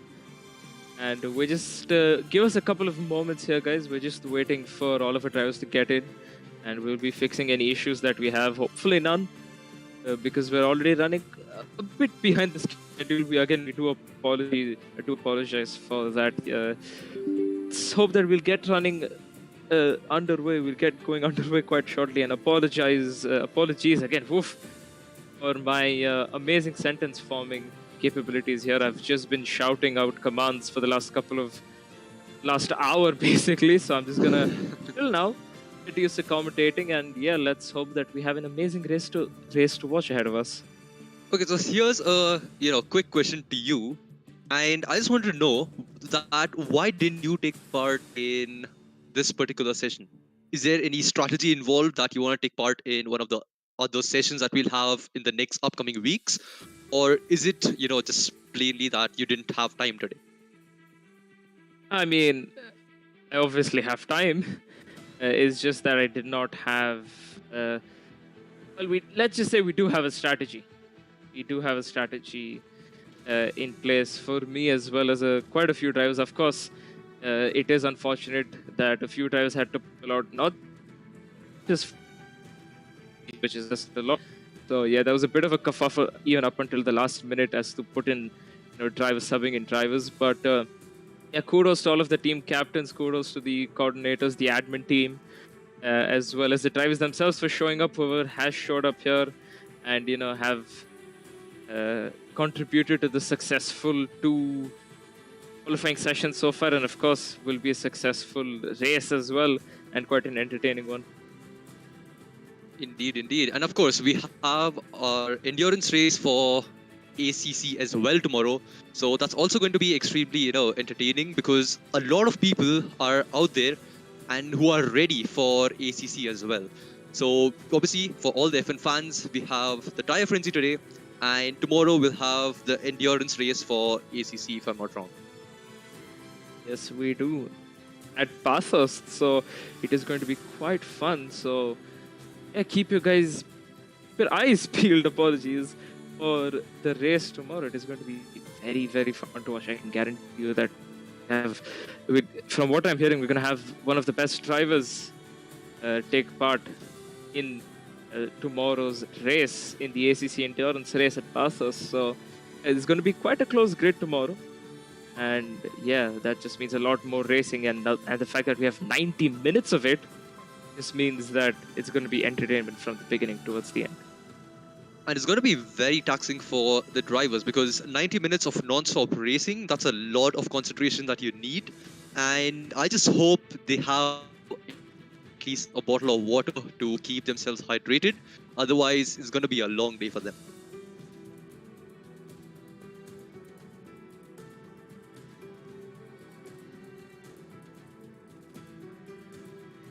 Alright, so we still have a few, I think, issues that people are fixing. So obviously we have to have the whole lobby set up. So while that is happening, let's just quickly, I'll just let you guys know about the grid for this particular race. So in pole is Aradhya Gupta, second is Helium. Both of them are from the central region, I believe. Then we got the likes of Moto, Logesh, Yash, Arjun, Tanishk, Rijin. We got Ink, SSJ, Shrikant Das. Then we got ABD, Streeter, SD, Eitzel, Faizan, Ritesh, Ashray, E-Dog, and last but not the least, it's Shubh Kumar rounding up the first, the top 20. And these guys are racing in Hungary only because they got till here and just defeated 10 other drivers. So it's going to be interesting, and let's see what happens in Hungary. I was really sorry, but this crossplay invitation is taking longer than usual. So just hold with us for like next 2 minutes, trying to get it out as possible. No issues. It's really Swagger. Yeah, sorry for cutting off SD. Swagger, can you just take over for a second? I need to attend to something. I'll be back in just about a minute. Yeah, all good, all good. Thank you. But yeah, so that's the grid. And for those of you who are new to the stream, make sure to leave a like, and I'll just quickly go through the rules and the regulations that we have for this particular event, which is going to happen right now. It's going to be a 50% race. So obviously it's a custom grid, so they'll have to set up the grid, and that's what is taking so much time. So once that's done, we'll quickly just swap to the main event, which is going to happen now. And of course, the top 10 teams from session 1 and 2, based on the lap times and whatnot, they are the ones who go to the next session or even get a chance to race in this particular session. And the weather, as I was saying, you have to use all 5 tires. So basically you have to start with you can start with whatever you want, obviously, but you have to go through softs, mediums, going onto hards, intermediates, as well as wets. So it's going to be interesting to see what kind of strategy people use. Will they start with, let's say full wets, go into, dry stints, and what's the whole weather going to be like? Because if someone starts on, dries, and the weather just turns into intermediate conditions in like 2 or 3 minutes, that's gonna make a huge impact on their whole race, and we'll have to see how that works out. Obviously the whole settings and stuff are pretty standard. So we have damage on reduced, standard. Park permit is off, so you can change your setups if you want, which I don't really think is required, because obviously they're gonna get into a lobby and we're gonna start the race at once, because we don't really have a qualifying now. I'm pretty sure it's gonna be just the race. So yeah, we don't have a safety car, which is interesting, because normally safety car just punches the whole pack up, and this time around don't really have a safety car. So it's only going to be on the driver and the strategy that they apply, because if they make a small mistake of, let's say, going onto inters or going onto a dry tire 1 lap early or 1 lap late, that's going to lose them a lot of time, and we'll have to see how that goes. And of course, for the point system, it's the pretty standard IRC point system. It's the same like the season 9 point system, should I say. So the top 15 finishers will get points. So it's not just the top 10.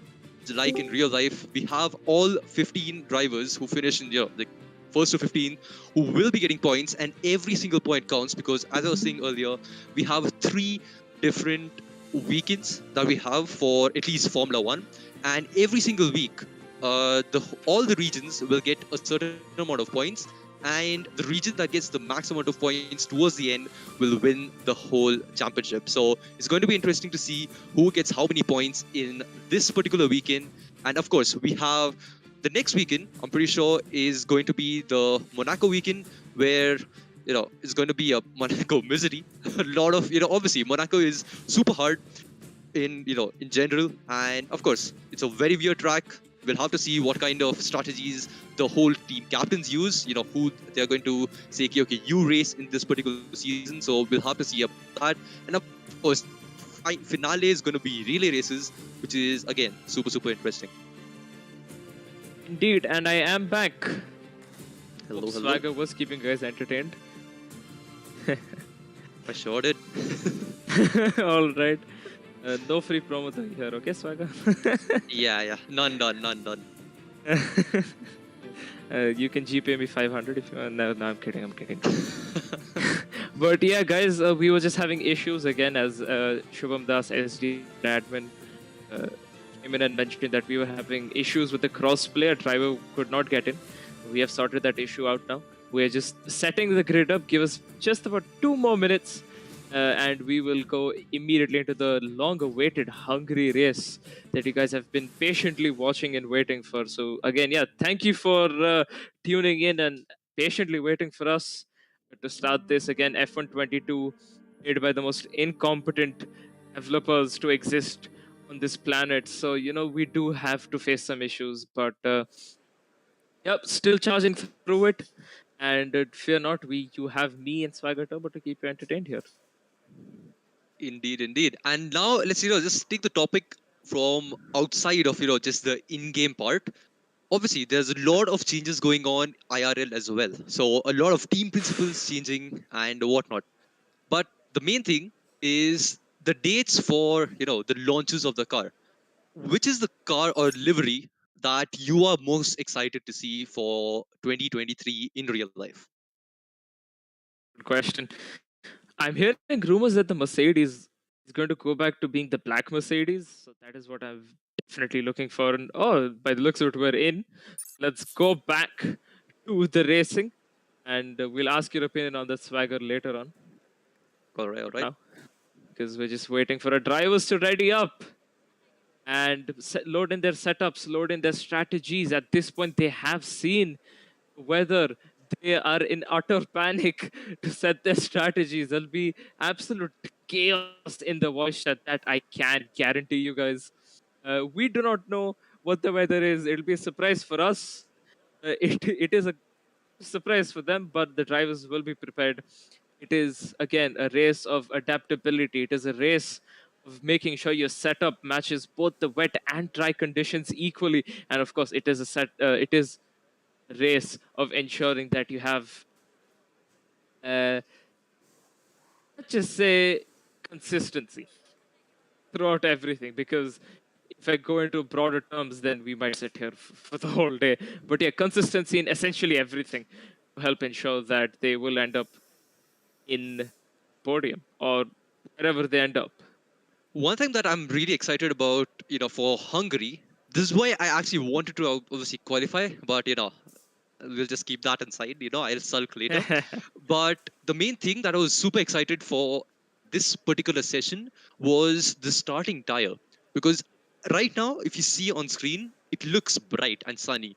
So are people gonna go with hards and maybe go to they have to wait for inters, or are they just gonna try and burn out with every single tire and then just see however the weather changes and just finish up over there? Because this is going to be the first time where we could see every single tire used on the grid at start. Because there'll be a few people who will start on softs. There can be a few people who are on mediums and hards as well. So is there anyone psycho enough to go onto complete wet tires in a dry track? Well, the game prevents you from doing that, luckily, because then they just wouldn't go off the line, would they? They just get a lot of wheel spin and then in the wall. Damage, if they're unlucky, perhaps a retirement. But yeah, as you said, there's going to be a mix of tires across the grid. And we don't know when the rain's going to happen. But if it's going to happen at some point midway or later in the race, they could fully fit in 2 tires before, and then they can go onto the wets. Then finish the race on the remaining compound, or they could play around with it. I mean, if the race is ending in the wet, they just have to make up a strategy to use up all of the tires in the dry. And if that's the case, then perhaps looking at the damage risk chance here in Hungary, they could perhaps start on softs, have a safe gamble, and then they could go onto the hards and then finish it up on the mediums, or they could do it soft, medium, hard, and then go onto the inters and then wets. The funny thing is, the first thing that came to my head was what's going to be the strategy when the safety car comes out, because Hungary has a high chance of safety car. But then I realized we don't have any safety car. Exactly. Yeah. So that's going to be interesting to see that people crashing, going into walls, and still not a single safety car coming out. Yeah. Oh, well, it looks like we're only a few seconds away from getting underway on perhaps one of the most exciting races that you'll ever witness. Yep, finally, seconds yep, finally the timer has started. We can just look at some on-track action as well, and not just look at the screen with the different teams, just the front wings out there. Yep, I'll be taking you for the start here. That is, if the cape does not bug out, which it is stuck. There we go. So 1, 2, 3, 4, 5 red lights. Lights are on the way. We go for the Hungary Grand Prix here. Aradi Gupta seems to have gotten a very, very good start. Motor seems to have a pretty bad start. Yash is up in P3 here, and apologies for the weather graph, picking up all of the space. And yeah, Yash is already making moves. He's battling out with Aradhya Gupta. Helium's up into P1. Yash is up into P2. Motomoto is down to P4. And Shiv Kumar and E-Dog remaining in the back. There's a lot of position changes happening in the midfield. Someone spun out that I believe could be. That is Shrikant Das. Yes, it is Shrikant Das. The race is not over if he does not have damage. He can still fully come back. Someone's going off wide. There's multiple cars going side by side throughout multiple corners here. But by the looks of it, Helium's off. In Yash, Pete, or maybe start from Yash. Indeed, a very good start from Yash, going all the way from, I think, 4th up to 2nd. And a lot of people have lost positions as well. Shrikant, of course, being one of them because of the spin that he had.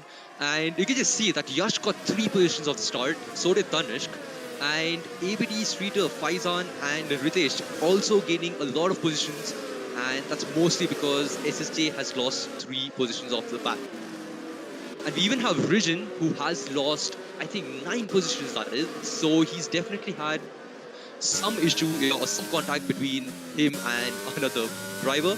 And yeah, off the bat, the first lap done, Helium is in the lead. And Aradhya losing positions from the start of the race. And loads of drivers pitting here. It is Ink, one of the drivers who was in contention for the top 10 here. He's pitting. Shrita's in the pits. The real SD, Ashray, Rijin, all in the pits. Yeah, it is unfortunate that multiple drivers have gotten damage already off the back. I might have to stop you here simply because I feel like these guys are pitting because of a strategic, point of view. Because I don't think any of them had a wing change. They just pit really, quick, got a new set of tires in, and they are back out now. So I think that was just a proper, obviously they have to use every single tire which is, available to them. So I think they just used up one of the tires, maybe, go on to hards, wait for the wets, because obviously they have the weather report from Mark. So they can ask for it, and if it's like, if the rain is going to hit the track late, maybe this is just a strategic pit stop from these guys over here. I did see them get the wings changed. I don't know what race you're watching. But yeah, Sai Tarun, can you please pull up the telemetry so we can see the ERS levels, and can you please press F2 as well?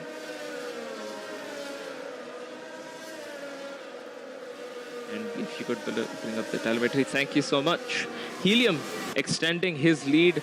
Yash 44 under constant pressure from Aradhya Gupta. Can we quickly go on board with them? Nice scrap going on here. Only one DRS zone though, so Aradhya does not get DRS. Here, Yash going off slightly wide, compromises his exit. Just look at the line of blue cars just lining up behind Yash. And this is a very interesting part of the race as well. And the reason I say that is because Central team, the blue team, is in the lead right now if you look into all the point system, because they are literally 1st, 3rd, 4th and 5th. And then you have the Southeast, which is all the way from 6th to 8th. And there's only teams, which is the Southwest team, the black color team, which is, just 2nd and 9th. So not a really fun start for them, I guess. And yeah, we'll have to see how it goes. And coming back to my earlier point, Yash is definitely under a lot of pressure. He does not have the DRS from the cars ahead. And you can see Aradhya Gupta and then a lot more cars behind him lining up. He could get tripped over here. They're close enough. See, Aradhya Gupta is closing in. Helium has pulled into the pits. Those guys are pulling up their footstops. So this is a fight for the provisional lead. Aradhya Gupta unsuccessful on making a move. Still going into turn 1, going into, I believe, turn 2 here. Yash still in the lead. Yash pulling off his own weight. He's doing fairly well here, Yash. But again, there's a lot of drivers very, very close to each other behind him who are all working together to get past Yash as quickly as possible. Aradhya Gupta currently faster on track by Yash. But then again, the nature of Hungary is that they will not be able to get past. So, quite close racing. But all it requires is for Yash to make a mistake, and yeah, he's going to drop down a lot of positions. And we can already see that everyone on the grid either is on hards, mediums, or Faizan, who's the only guy on soft. So he has already pit, and he's probably done one pit stop and changed the tire to soft. So it's going to be interesting to see what Faizan can pull off now, what the kind of times that he can set. because he obviously, among the other people who have already pit, like Helium and pretty much everyone from 12th all the way down to 20th, all of them have made one pit stop. So all the guys in front, like Yash, Aradhya, right now they are obviously in a fight. So this could help Helium out to just, close that gap in. And again, you can see the dark clouds hovering out in the sky as well. So is the rain gonna hit anytime soon? That's also another, aspect that we'll have to look at. But right now, just focusing on Aradhya versus Yash. Yash is using a lot of ERS over here to just stay in front of Aradhya. And for the last few laps, I'd say, 5 laps now, obviously, he has been able to keep Aradhya at bay. And so is Tanish and Moto. So is it like a central team's, strategy just to, stick with them and use DRS to, try and overtake Yash all at once? Or what are they going to do? Because Tanish right now, it has medium tires and is using up quite a lot of that medium, the speed that he gets on those medium tires as well. Yep. I think the best strategy for them to be to again work together and perhaps ERS jump past him, because they are pretty close. They're not getting close enough in turn 1. That little bit of an extra boost in their KPH could definitely help, as Yash pits now. And that has left central guys take the top 3 positions. And having very interesting halo, to say the least, as Eitzel, you can see from southeast, plays out. His car's very dirty. He's definitely been off track somewhere multiple times in the last 6 or so laps. And by the looks of it, all of the west guys are pitting, and they might be going on to mediums. Yeah, they're all going on to mediums. Again, a bit of a mix of strategy here. Some are going on to mediums, some are going on to softs. Very, very close there in the pits. Yeah, let's see. Where do they come out? Logesh and Street are fighting. Street on old tires, Logesh on new tires, and there's contact between Streeter and Logesh. Logesh gets spun out. Logesh resets to track. That is not allowed. That will be a penalty for Logesh. It will be under investigation from the stewards, that incident between Streeter and Logesh, and whoever's at fault will be penalized for it.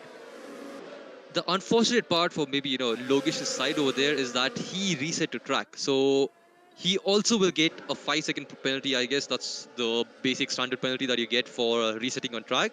So he's definitely going to get a penalty for resetting. But again, all the central people are also pitting right now. And this is where we'll have to see what Helium is, has been doing till now. Because Moto, the top 3 pretty much, have pit now. And Moto, I think, stayed out. The other 2 have pit. Is that it, or all 3 have pit? Do you have any idea about that? Moto has stayed out. Okay, Moto has stayed out. So Aradhya, Tanishq have swapped positions in pits. Because Aradhya is in front now of Tanishq. And here comes the whole, train behind Yash now. He has got to them.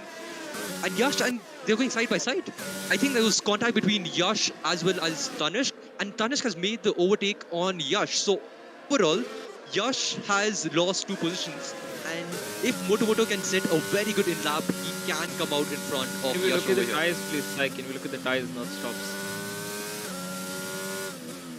So the interesting thing over here was Helium has already done 3 of his pits. So he has changed over every single of his dry tires, I guess. So it's only the weather that Helium has to take care of. And of course, we still have people like Moto and Yash going for a move around the outside over here, going side by side through the S section, and that was super close. And Ink taking the bait over here, and he just literally just went through. And yeah, he's going for a move on Tanishq over here and has to stay back because there was no space over there. Indeed, Yash, by the looks of it, had some sort of contact with Tanishq. And because of that, Yash has unfortunately lost 2 positions to Ink as well, Tanishq. All the Yash is on the new medium, so he will be quite rapid through here. So perhaps Yash will be looking to extract his mediums to the fullest, although all of them kind of low on their batteries. And that is Tanishq almost making a move on Ink there. Bit of wheel banging between the both of them, but nothing too serious, no damage or nobody spinning out, luckily. Yeah, by the looks of it, Ink's red light was flashing. Ink is under 10% of his ERS. He is very, very close. The drivers do have a lot of advantage over Ink. And it is fair for the drivers to use up their battery now, because in the wets, to be able to conserve up a lot more battery, and then never dries up, or if it will dry up, will be able to take a big gamble here and perhaps get past Ink if the order were to remain the same. I would say Helium over here is the biggest gambler right now, because he has made 3 pit stops already, and obviously he's down in 20th, but he has made 3 pit stops, so he doesn't really have to, make those extra pit stops. Maybe he's gone with every single one of them, and we get a time penalty. 3 seconds, obviously it's for, I think, corner cutting, and he gets the first penalty of our, of the tire frenzy.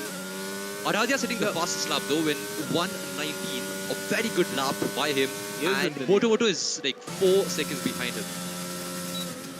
And we can see that is Tanish again moving over, fend off from Yash, and Yash with the DRS and bit of an ace. By the looks of it, is ahead, and no!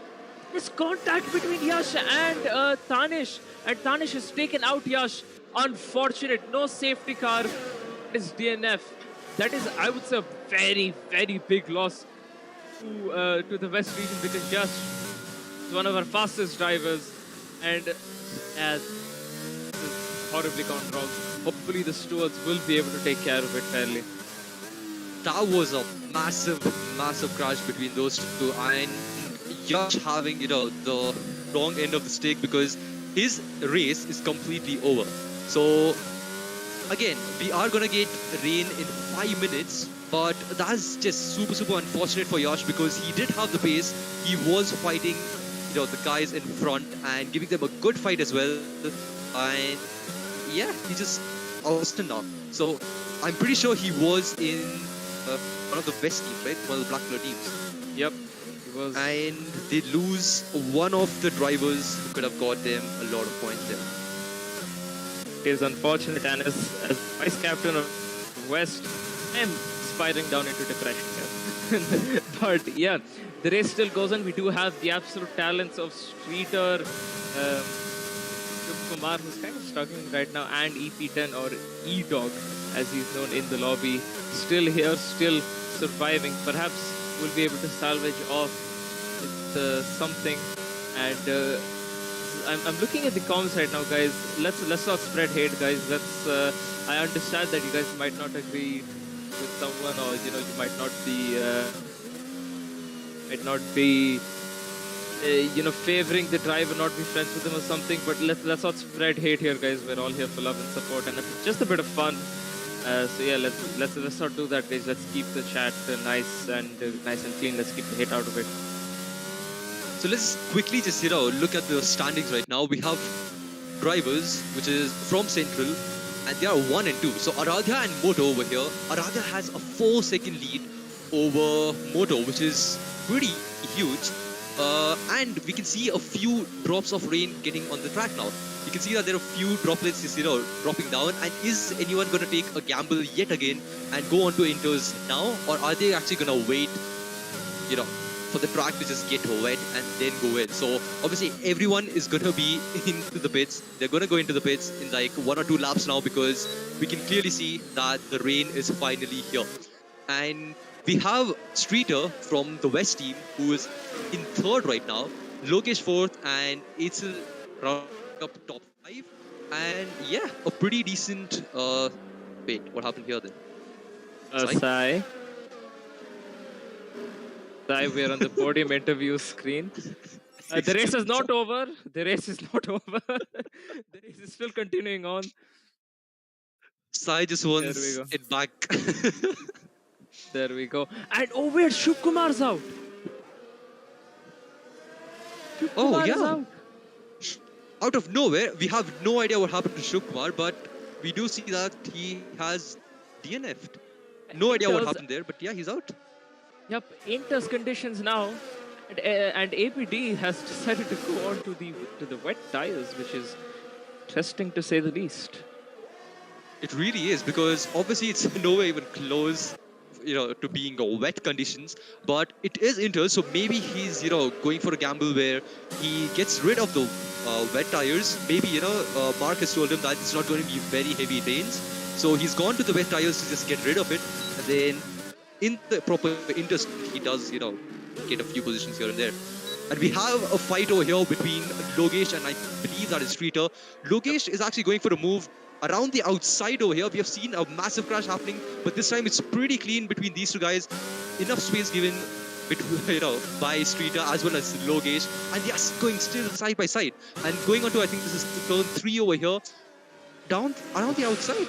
I actually thought that Streeter is gonna keep his nose down the inside, but somehow Logesh around the outside just makes the move, and Southeast is back on a podium now. Yeah, I mean, considering that the track is fully wet now, and the fact that they were on slicks, making that move, amazing move from Logesh. Really good move from Logesh. There's yellow flags in set to 1, not sure who that is.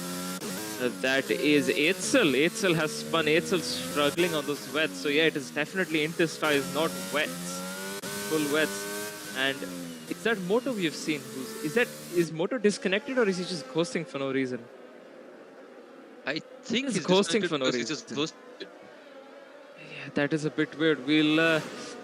I mean, we didn't see any message of Moto leaving, so perhaps it's just a game bug. Logesh has spit. Streeter is pulling in. Yeah, the track is proper wet now. That is Tanish, who has spun on the full wets. After taking out the driver, he's now taken himself out. Oh, that's Helium. I apologize, that's Helium. ABD has retired. E-Dog has got a 5-second time penalty for speeding in the pit lane. And Asher almost spins in the pit lane, struggling for traction here. Is all turning into chaos here. Asher just made this game into Tokyo Drift, and Moto has joined, so he was leasing, and you can see the gap between Aradhya and Moto just increasing over there. And yeah, a lot of people not able to keep the car on track with this mixed conditions, and Aradhya and Moto are the only two people still on slicks. The others have gone onto either wets or inters. And the interesting thing over here is SSJ as well as ABD, both of them are out of the session. And Helium and Tanish, I'm pretty sure both of them had wing damage, so maybe they just collided with each other, and it's all kicking off towards the the middle part of this whole race. Definitely is, and I can confirm Moto was disconnected. It was his AI who has potentially screwed him over here. He is of course back in control now. But yeah, it is not good for Moto. He could be losing a lot of time here. Alright, so it's all eyes on Moto and Logesh now. Logesh trying to catch up to Moto. There was a huge gap of around 11 or 12 seconds between them. But obviously after the whole pit stop, now we'll have to see how much Logesh has caught up to Moto, or maybe even lost time. And we can see two people going side by side, and I think he was just letting him through because he's coming into the pits. And Shrikant, who had an issue earlier on, has come back to 5th. He got taken out in lap 1, and he's back all the way up to P3 now. Yeah, Shrikant doing fairly well. Still inters might soon be wets. The track is getting wetter. Yeah, everyone switched to inters now. Whoever was on wets has now switched to inters, which is a bit weird. But yeah, Southeast guys all reuniting quite close to each other, although of course Streeter is right around the corner. He might soon catch up to disrupt that Southeast party in P4 and P5 here. And that's Eitzel fighting it out with the Ritesh.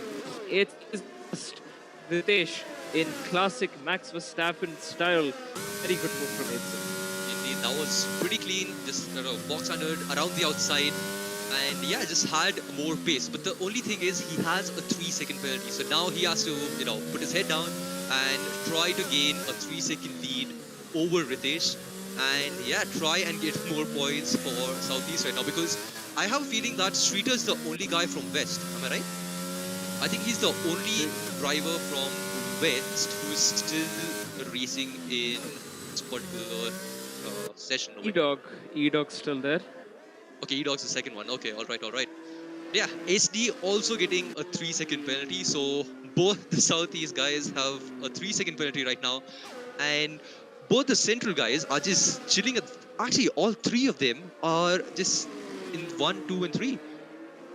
Aradhya has done 3 stops, whereas Moto as well as Shrikant have only done 2. So Aradhya is in a very comfortable position right now to actually try and maybe even win this race over here. Radhya and Moto actually both have a pretty good chance of winning this race. But yeah, of course, Moto is a slightly faster driver compared to Aradhya. So yeah, Moto is looking a pretty solid win. And of course, because this is a fight between the teams and not between the drivers, it wouldn't matter who wins this race at the end of the day, as long as it is in their region. Indeed, that is true. So right now, Central is in a very comfortable position, and I think Southeast is right behind. Southwest is still, out there in 10th and 11th with Ik and Faizan, as well as Ashray, who's in 13th right now. So all of them are getting points because obviously the top 15 get points and not just the top 10. And we haven't really seen much from Ashray over here because we haven't even seen how many pit stops they have done till now. And Helium over here, starting up in front, he was literally in the top 5, all the way down in 15th. But the main thing that we have to look at is that he's done 5 stops till now. So is that going to help him towards the end, or has he lost too much time after that, I think, collision with his own teammate and losing his front wing? Oof, it could be close. I mean, I can't tell with absolute certainty with where Helium will end up. He is down 13 positions though, despite his strategy. Now all he has left to do is pit for the final tire that he's not used up yet. He could be sorted. He could gain a lot of time in the pits, or he could be screwed because he is hanging on the verge of the top 15 point finishers. So yeah, Helium could kind of be screwed here. Perhaps might gain something out of it, but for now I can't tell with absolute certainty what will happen with Helium. Indeed, that is true. And yeah, we have 4 DNFs till now. Yash got taken out. We'll have to see what the stewards say about that. We have a DNF from Shub. No idea what happened to him.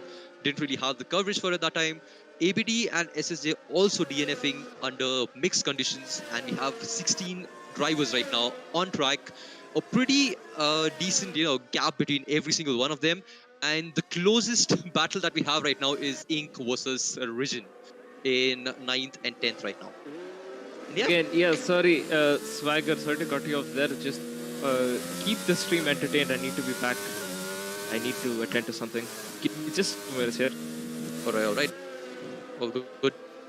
Well, just looking at the livery, I was saying that it looks a lot like Marussia, but then Ink having a yellow color on the right does, from a bit far, of course, looks a lot like Ferrari as well, with the whole shell logo which they have on the sideboard.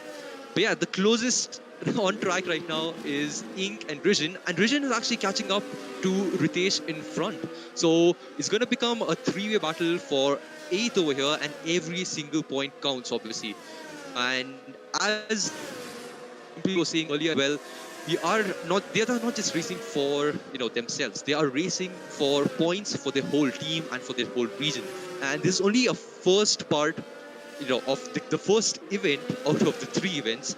And every single point count, because obviously towards the end, anything can happen. We have Monaco Misery coming up as well as a relay race. So stay tuned for that.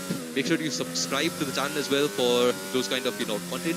And yeah, let's just look at what's going on in the race. Everyone is on inters now, so everyone has just gone through, cycled through wets and come back to inters. 10 seconds between Shrikant and Aradhya, and the gap is being, it's just stable at 3 seconds right now. So Moto and Aradhya is somewhere around 3.3 seconds. Then 10 seconds to Shrikant. Then 8 seconds to SD. SD doing really well because he was down the order, way down the order. And yeah, he's back up to 4th now.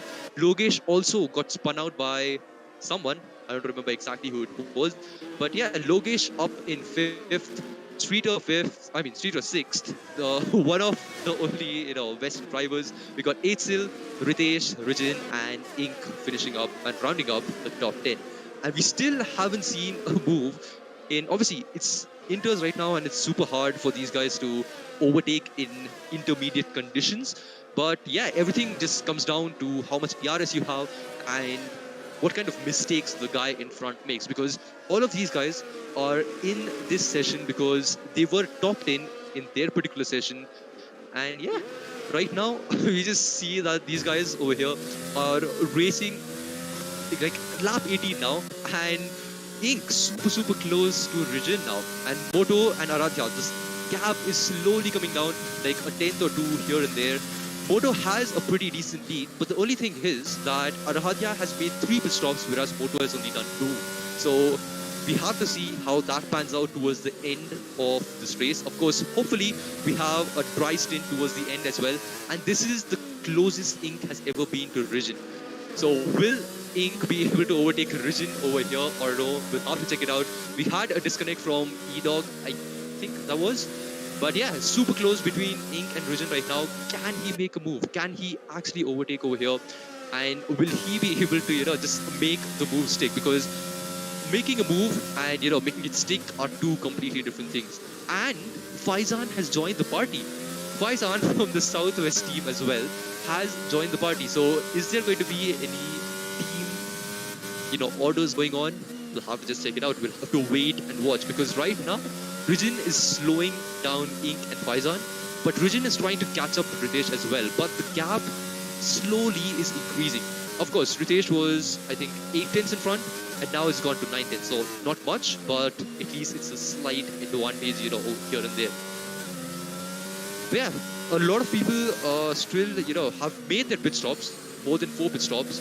So it's going to be, towards the end is where we'll see that where they'll end up, because there's a lot of things to happen yet.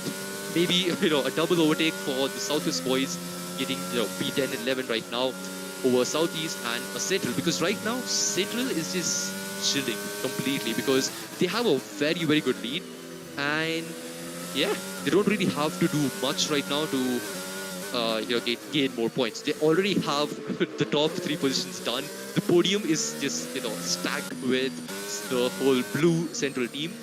Ink, again, just pretty close to him, but just not able to make the, overtake over there. Sai, can we just quickly look at how much ERS Rijin has? Because Ink is dumping from 50, and yeah, Rijin also pretty low on ERS. He has been using ERS right now to stay in front of Ink, and Ink is super close to him, and Faizan is catching with him up as well. So are there going to be team orders to just stay behind, or is Faizan going to go all out and overtake Ink over here, or going to be Hungary as well as intermediate conditions mixed together and no one overtaking anyone over here? So yeah, we'll have to, wait and fight out. It's just a waiting game right now, because these guys have to wait and see, wait for the crossover period, obviously. And from there, again, hopefully we have a crossover period. If we don't, it's going to be super hard for the likes of Moto and maybe Aradhya to go onto a pair of slick tires and come back out. So again, Moto, Aradhya, the exact same amount of, distance between them, 3 seconds gap between Moto and Aradhya, 86% of ERS. Srikanth right behind. I think he has a different color car compared to Aradhya and Moto. But yeah, the shade is slightly different. But yeah, at the end, he is still the, a driver from Central. So we do have, Real SD over here. Again, doing very well. He has a 3-second penalty though. So Logesh is just 3.6 seconds behind SD. So we'll have to see how that pans out, because Logesh is catching up. Obviously, both of them are from the same region, so not much is going to change. And you can see in the track on the right as well, the whole grid is just completely just spread out. So no one really close except those 4 dots from Ritesh all the way down to Ink, and Faizan has actually overtaken Ink. So maybe there was a little bit of team orders over here, because Faizan has overtaken Ink and not really lost that much time to Region in front. So maybe they stood around to see if, Faizan will be able to overtake Region or not. And he is giving it all he has. And right now he has 30% ERS, and we saw that Region was pretty low on ERS 2 laps back. And yeah, overall we just have to see if Faizan can make a move on Region, and will that help Ink overtake Region as well. Trying to go for a dive, maybe not. He just thinks otherwise. A slight love tap, and he does stay in front of Faizan for now. So basic battle going on over here, and Region especially just keeping his car in front of the Southwest boys over here. So it's a proper Southeast versus Southwest team battle, and for now Region is in front, and he is desperate to get in, just overtake Ritesh, because if he doesn't do that, he is in big trouble. Welcome back, Simply. Thank you for having me. I hope Swagger yet again kept you guys entertained, and if you were paying attention, you would have seen that I joined and left the lobby just again inviting a driver by.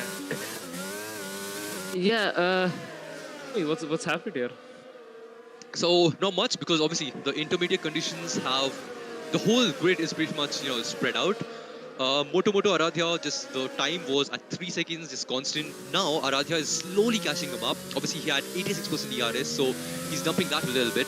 And the only fight that we really have right now is between, I think, Streeter and Eitzel. Eitzel has caught up to Streeter now. And of course, it's intermediate conditions, we don't really have DRS. So Ritesh, Region, Faizan and Ink are just super close to each other and trying to make a move. Faizan did overtake Ink, but yeah, he's just still stuck behind Region. Region doing a very good job of defending against these guys. It is quite a talented driver, say the least, and yeah, won't be surprised if he's defending off from guys who are faster than him, like Faizan and Ink. So kudos to Region for that.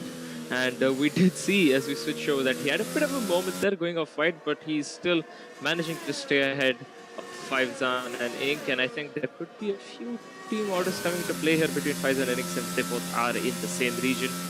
And of course, at the end of the day, it is again not a battle between the drivers, but rather a battle between the regions, so they would be trying to secure as many points as possible, and if at any point they feel that Ink is faster than Faizan, then perhaps they could do a switch and Faizan could be ahead. Okay, so here's a small insight. Faizan actually overtook Ink, and I think that's where they used team orders, because Ink was stuck behind Region for around good about 4-5 laps, and the same thing is just repeating again between Faizan and Region. So Region doing a pretty decent job on defending, and you can just see in front that both of them are ghosted through each other, and I think that is Ritesh and Eitzel, correct? It is Streeter and Logesh.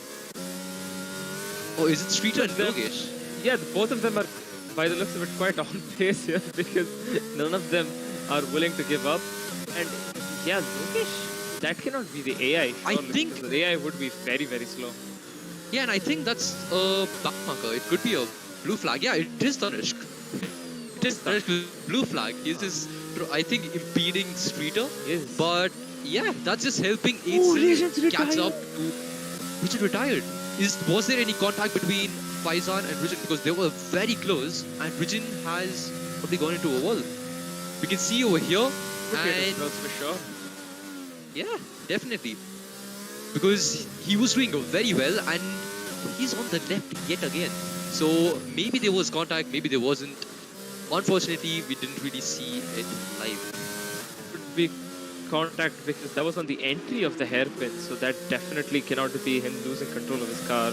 And yeah, for whatever reason, Tanishq not letting the faster drivers by, even though he's getting blue flag, he's giving Streeter dirty air, and that's just helping out Eitzel at the end. And finally, Streeter gets past Tanishq, and yeah, has to be reported. I mean, this is just some horrendous driving. I mean, not letting blue flag cars by. See, now he's blocking Eitzel getting his dirty air. And yeah, he had incidents earlier, so yeah, this is just not good racing from Tanishq here at all. One thing to keep in mind is that even if Eitzel overtakes Streeter over here, he has a 6-second penalty. And with the kind of lobby we have, it's super hard for these guys to create a 6-second gap. So it's going to be interesting to see what happens over here.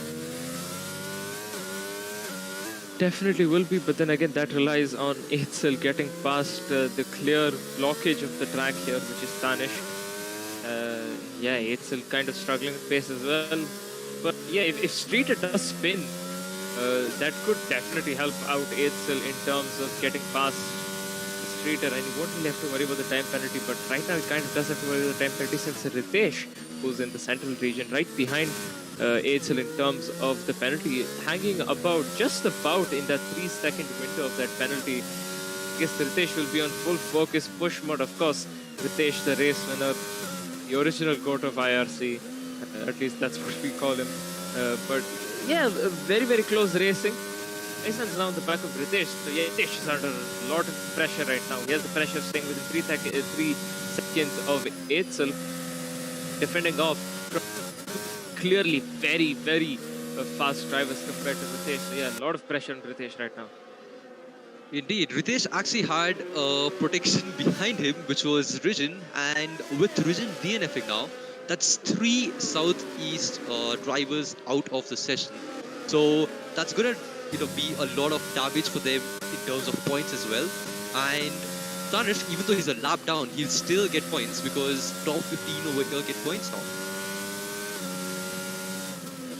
I mean, at the end of the day, it's not that bad, but it's always better to get even more points than what you can get. Always better to push forward. So yeah, Faisan and Nick will be on the hunt here. Yeah, definitely putting a bit of pressure now on Ritesh. Although Ritesh has made up about 4 tenths to Eitzel. So yeah, Ritesh on the pace for sure. Indeed, that's very true. But the only thing is, I think Eitzel is still getting impeded by the lapped car. So we're not really able. Oh wait, going for a move. He started going for a move, and he does going around the outside, and Ritesh still keeping the car in front of him, but going side by side now. And I think Faisan will get this. Let's go on Ink quickly so we can get a better view. And Ink goes down the inside as well. It's a double overtake for the Southwest boys, and Ritesh just left in the dust. What a move by both of them.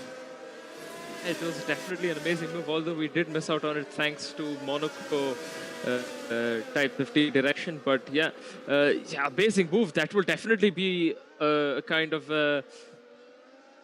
what can you really call it? I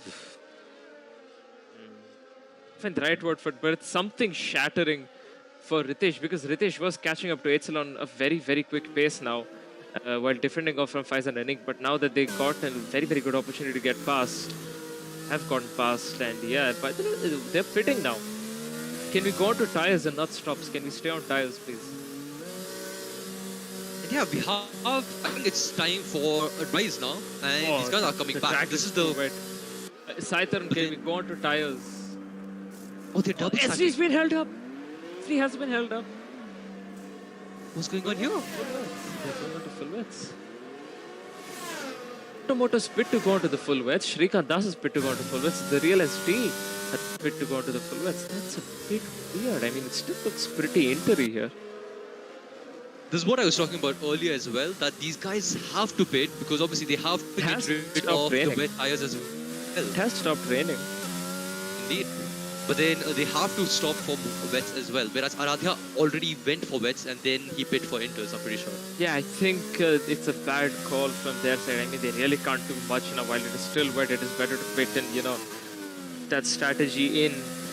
But yeah, now it is a bit of a mess because, the track will be soon drying out. And most of the drivers have not made all 5 pit stops. All of them hanging on to the 4th one. So yeah, if the track does not dry out pretty soon, could have to see a lot of desperation from 99% of the drivers that still remain in this race. They'll have to start driving on the softs, despite the track being wet. Indeed, and Eitzel has a lot of pressure because obviously he has Streeter in front, who he's desperately trying to overtake. But Faisan and Ink have caught up, and both of them are super, super close to each other now. And Moto pits for softs. Moto has come into the pits for softs, and he it is time for softs. Is that going to help him or slow him down even more? We'll just have to check it out. I mean, Moto pulled off such a strategy last season in Season 9 at Japan. It absolutely worked out for him. Back then, the track was drying up. Here, the track is resisting from drying up. Softs out of the pits will be very cold. Yeah, you can already see how much time he's losing. Can we go on board Moto really quickly? Struggling so much, he can't put the power on the track. It's not gripping, and yeah, he's becoming a bit of a blockade on the track. Arjun Senapati getting his Moto roughly outside. Moto luckily not spinning out. Yeah, he's just not getting the grip to stay on track. Will he DNF is the question. I mean, hopefully not. I don't want to see any of these guys just DNFing. But yeah, that's a huge gamble by Moto. Another Central Region driver who has gone into the pits, somewhat similar to what Helium did.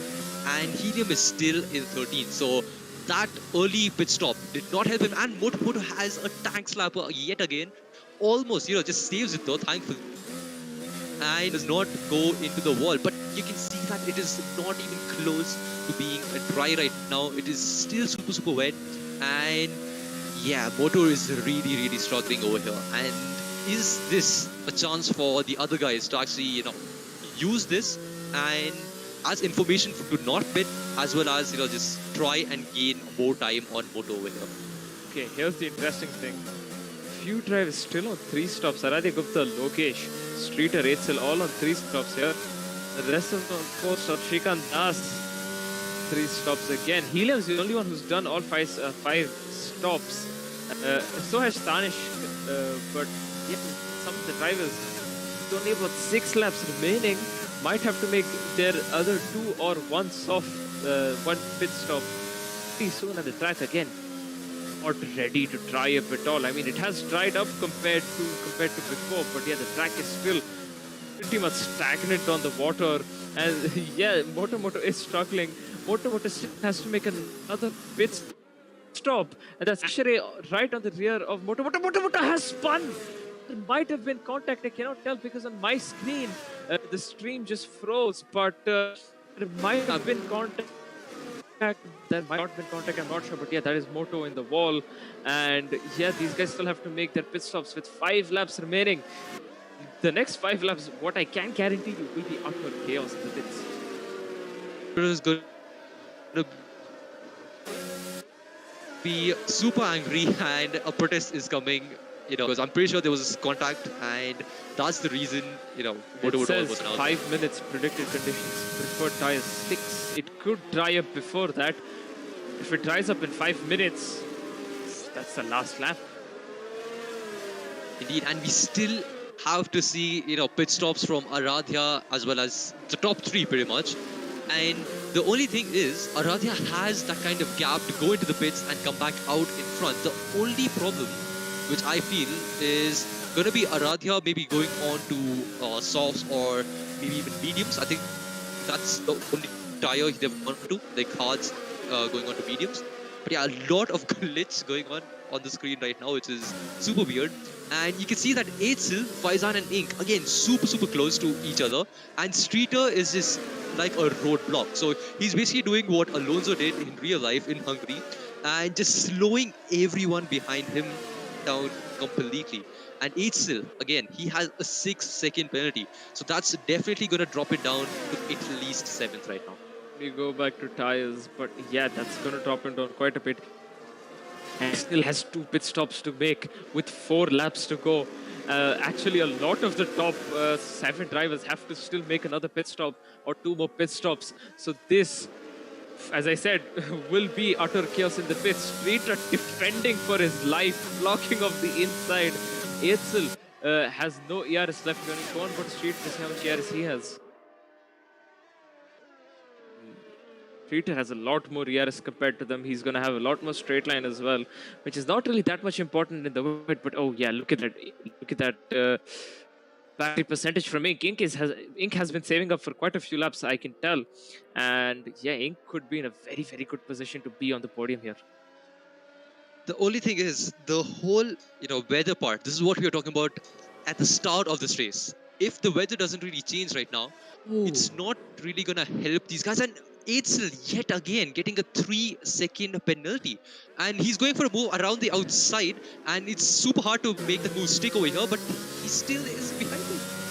Streeter doing whatever he can to keep Eitzel behind, and Eitzel just racking up the penalties behind these guys. Still have to pit. I cannot put heavier emphasis on this as this race is coming to a close. They still have to pit.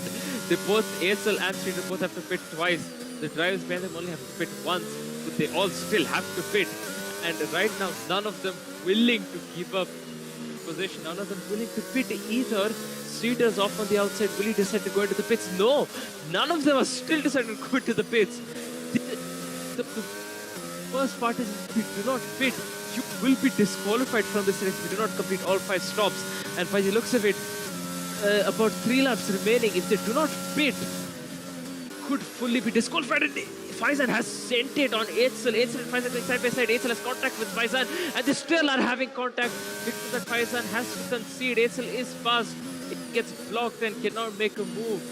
Very, very close racing from these guys. A lot of argy-bargy as well, but luckily nobody's spinning out these guys. Of course, all very, very quick and drivers. Nobody is nobody's willing to give up that position either. A bit of lag and glitching going on here and there, but then again blame Code Masters, nobody else. And that's Ashray sending it on Shrikant. That's amazing move by Ashray, but quite an easy one as well. Not bad in these conditions. Indeed. And these guys are like sending it down the first turn, and that's literally the only place they can make a move, because every other place you just have to stay behind. There's not much space, and going side by side is just scary, especially because it's intermediate conditions right now as well.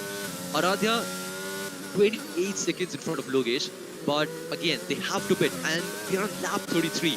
If they don't pit now, it's going to be a huge issue for them, because as you said, they will be disqualified.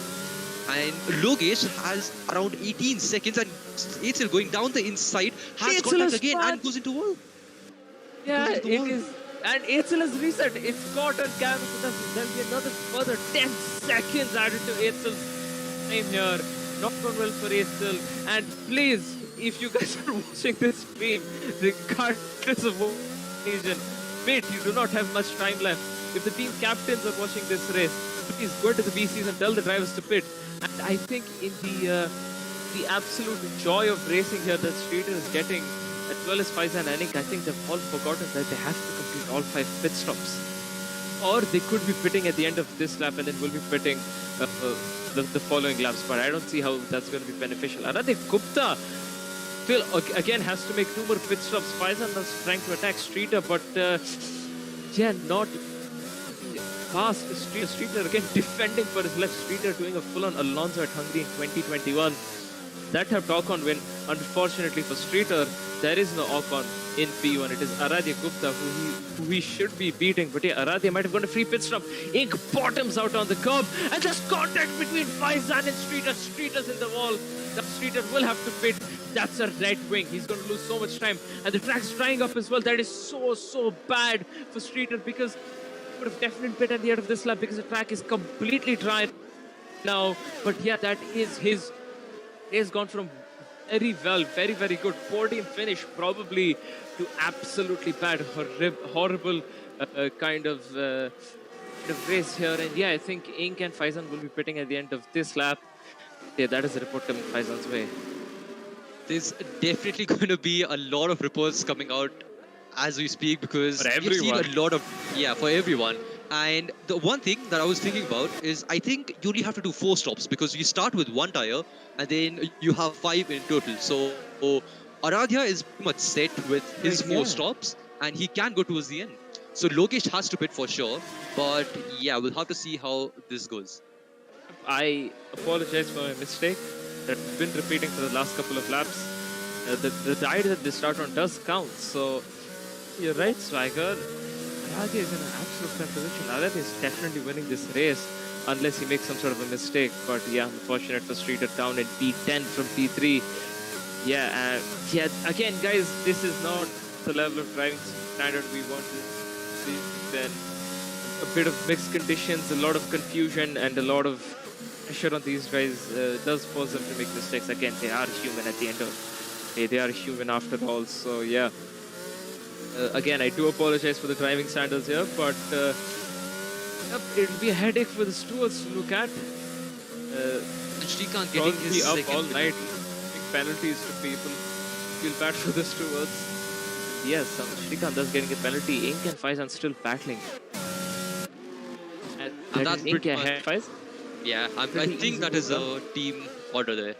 Because they had a Definitely. similar move earlier, and yeah, this is definitely team order. Sure, and Richie Gyan in the chat says classic Faizan moment to the core. Will not comment on that, but you are entitled to your own opinion. So for now, can we go on board?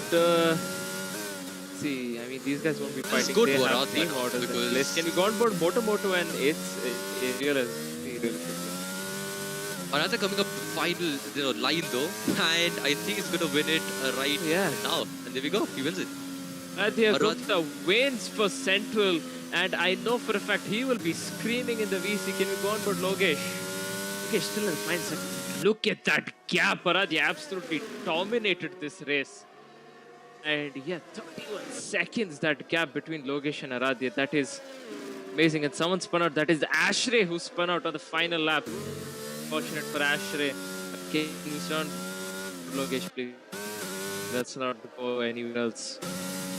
That is Logesh now coming across the line for P2 for Southeast, and that will be Ink in P3 for Southwest, and Faizan in P4 Southwest again. But then again, this is just the tentative finishing order. There could be penalties coming Leon's way at this point. There were so many incidents throughout the race, a lot happening.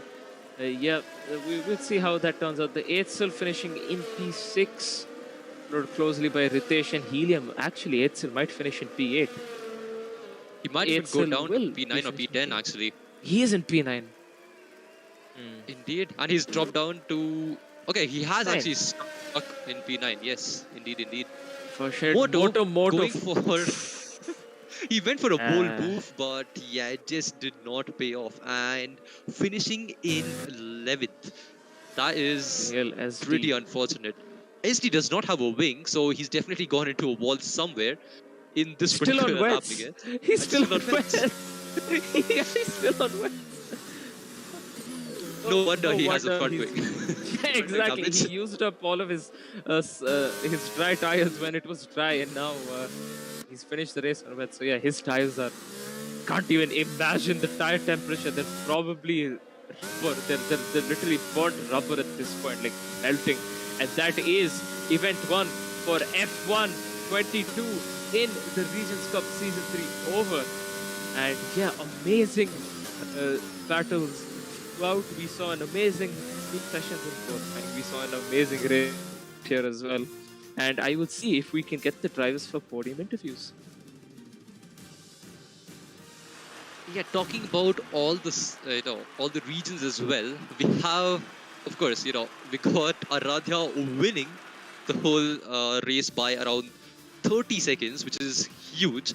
And we have Logesh, even if he gets a 5-second penalty for resetting, he will still get that second. So he has got that down at least.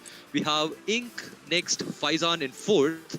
We got Arjun Senapati in 5th, Ritesh in 6th, Helium in 7th, Streeter 8th, Eitzel 9th, Ashray 10th, Moto coming down all the way down to 11th.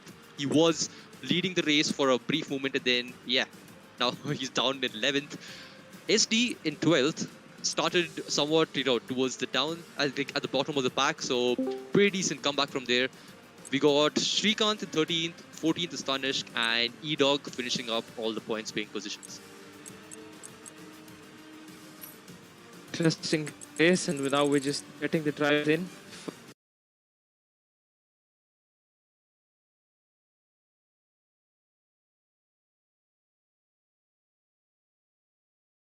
Before we go on to the podium interviews, but yeah, amazing race, an amazing show of pace from all of these guys, and yeah, let's quickly run through the pit stops. Race director as well. Let's quickly scroll through the drivers list. Believe you have done it, but let's do it once again. And yeah, let's move on to the podium interviews now, shall we?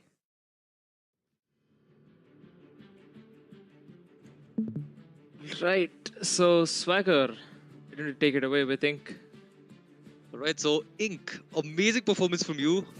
We saw a few team orders maybe going on between you and Faizan. Was there anything going on over there? And again, congrats on a podium for obviously yourself as well as your region. What do you know? I mean, I had to step up, because we had a disastrous qualifying. Like both the sessions, one guy was like DNFing in the first 2 minutes itself, and then only three of us squeezed into the main race. So we knew like we had to come up with a beautiful strategy. So Heisenberg, Drac, and me, us three did a good job looking at the weather predictions and then coming up with the strategy. In the end, it was not ideal. Softs could have been better for the last 2 laps, but we like held on to the strategy and got podium. I think I heard from Heisenberg that Logesh reset a track, so that will be 10 seconds to him, I guess. So P2 and P3 mostly, me and Faizan. And talking about Faizan, I think I knew like he's much more aggressive. He has much more attacking capabilities while behind a driver. So I thought like I'll let him through and then we can make double overtakes, which we did to Ritesh actually. It was a beautiful execution done by me and Faizan. It was a good play, and Ashi also did well from what he could do. So they couldn't say team orders, but like we thought on the team's perspective. And towards the end, Faizan got front wing damage because of Streeter breaking mid corner aggressively. So he had to, losing time. So I thought of like let's swap and let me push for getting Logesh. But getting held between by a lap car and Eitzel and Streeter, I think that caused that P2 on track. Or else I think I would have gotten Logesh easily. That's it for my side. Indeed, congrats on a P3. We literally saw every single fight that you guys were having, because in the Inters phase, it was only, between Faizan, you, Rijin, and Ritesh. That was the only fight that we could see. And yeah, you did keep us entertaining the whole stream, so thanks a lot for that. Thank you. Enjoyed it. And congrats to Aradhya Gupta as well, like pure dominance, and Logesh as well for the podium. Indeed. Let's move on to P2 Logesh. Swagger, yet again, why did you take us away with Logesh? Alright, so will Yes, he will. That's a big He has to. Alright, so again, Logesh, amazing race. We did see you, get spun out by a car, in the first phase of the whole race. So yeah, what do you think about the from all the way down? We saw you in 11th and coming back all the way up to the podium position. How do you explain the whole thing? Like, what was the emotions going through while you were racing over here?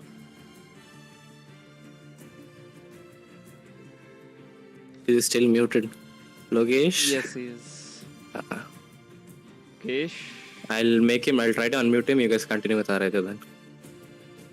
Right, cool. I'll get with Radhya then. Radhya, are you here with us? Radhya, man, that was, to say the least, an amazing performance from you. Absolute dominance. You nailed the strategy there, getting a win for Central. At one point, you guys were 1, 2, and 3. Correct me if I'm wrong. And yeah, you guys could have bagged a couple of points, but unfortunately, there were a few incidents here and there, and of course, a few bad strategy calls from a few of your teammates. But yeah, still solid points for Central, and yeah, amazing dominance, finishing by over 31 seconds. So yeah, just talk us through everything, man. Yeah, well, to the rate, yeah, I mean, like that was probably one of my best races I have done, and like this, I think so. Like it just came all down to the like the right strategy. Obviously, like as you said, like yeah, we were 1, 2, 3 at a point, but then like obviously like Helium had like few issues at the back, got wing damage, and Moto in between, he got a power cut and game pitted him for inter switch. Then he had to pit for wets also, so like that completely just ruined his strategy. But yeah, like to be fair, like I think so. Like it just came down to the like the right strategy, because like I was just sticking on like the game plan from the get go, like hards. So like the hards at the start, then mediums till the rain come, and then enters, and then the full wet, and on one lap, but then yeah, enters, and then towards the end to finish it off. You've cut out there, Aradhya. Yeah. I was just trying to be like as consistent as like possible, try not to lose the car, and yeah, that's it from my side. Fair enough. I mean, again, congratulations for that absolutely dominant performance from your side. And yeah, congratulations for that win for yourself and, of course, the Central. Thanks. Is Lokesh with us here? I think he's AFK or something, you know, maybe dinner or like freshening up after the race, long race. All right. I mean, yeah, it was quite a long event here. Again, we would like to apologize for the delay. Swagger, do you have any questions for Aradhya? Yeah, indeed. So, Aradhya, I am pretty sure you started on pole, correct? Yes. So, what exactly happened during the start? Did you have a bit of wheel spin or what happened there? Well, not exactly like wheel spin. So like what happened was like if you realize that Helium started on softs, and so like I was like, okay, well I will just like let Helium go at turn 1 only, because like like there's no point in holding him up for like any longer, and plus like he was in my team also. But then like I feel like I have one break too early, and second of all like I ran too wide, which allowed Yash also to dive down the inside of me. So like, to be fair, like that what happened. With start, to be fair, I think so I start got pretty good only. But yeah, it just came down to the turn 1 I ran a bit wide. Okay, and what about the whole team? Like, you guys are obviously in a VC, correct? So, what was the kind of comms that was going through? Because we saw Rissel pitting earlier on in the race, and of course, he did get caught up by a lot of traffic and losing his wing as well. So, that messed his strategy up, whereas your strategy was literally picture perfect. So, Yeah, like, were you guys talking about strategy in a VC as well, or was the whole point? like we were like changing strategies for like everyone like mid pack, and like like just trying to get like as like up as possible. Like we were like all the time like it was just like okay, like it's this conditions now, like it will be like this, we are in this position, what strategy should we go for next? Like it was just constantly like just about strategy only in the VC. Like That's there very was like nice. minimum like anything else. Guys, again, congratulations yet again for the poll, as well as I think Central did overall as a team did pretty well as well. And Southwest, literally out of nowhere, I saw Ink and Faizan like fighting for 8th, and yeah, they are up in 3rd and 4th right now. So congratulations to you guys as well. And yeah, what a race this was.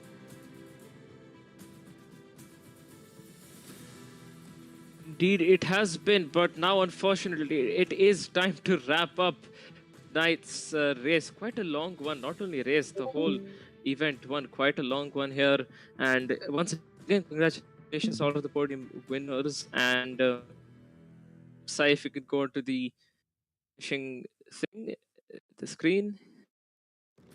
I'm pretty sure Sai is AFK. Okay, if Sai is AFK, then yeah, all right, no issues then. Yeah, thank you guys for watching. It has been a great pleasure to, of course, commentate over, and of course, thank you to all of the commentators that did fill in for the qualifying sessions. Fear not, though, racing is over today, but it will be back tomorrow at 8 p.m. with the ACC Boys Endurance Race at Bathurst. That will certainly be interesting to watch how that pulls off.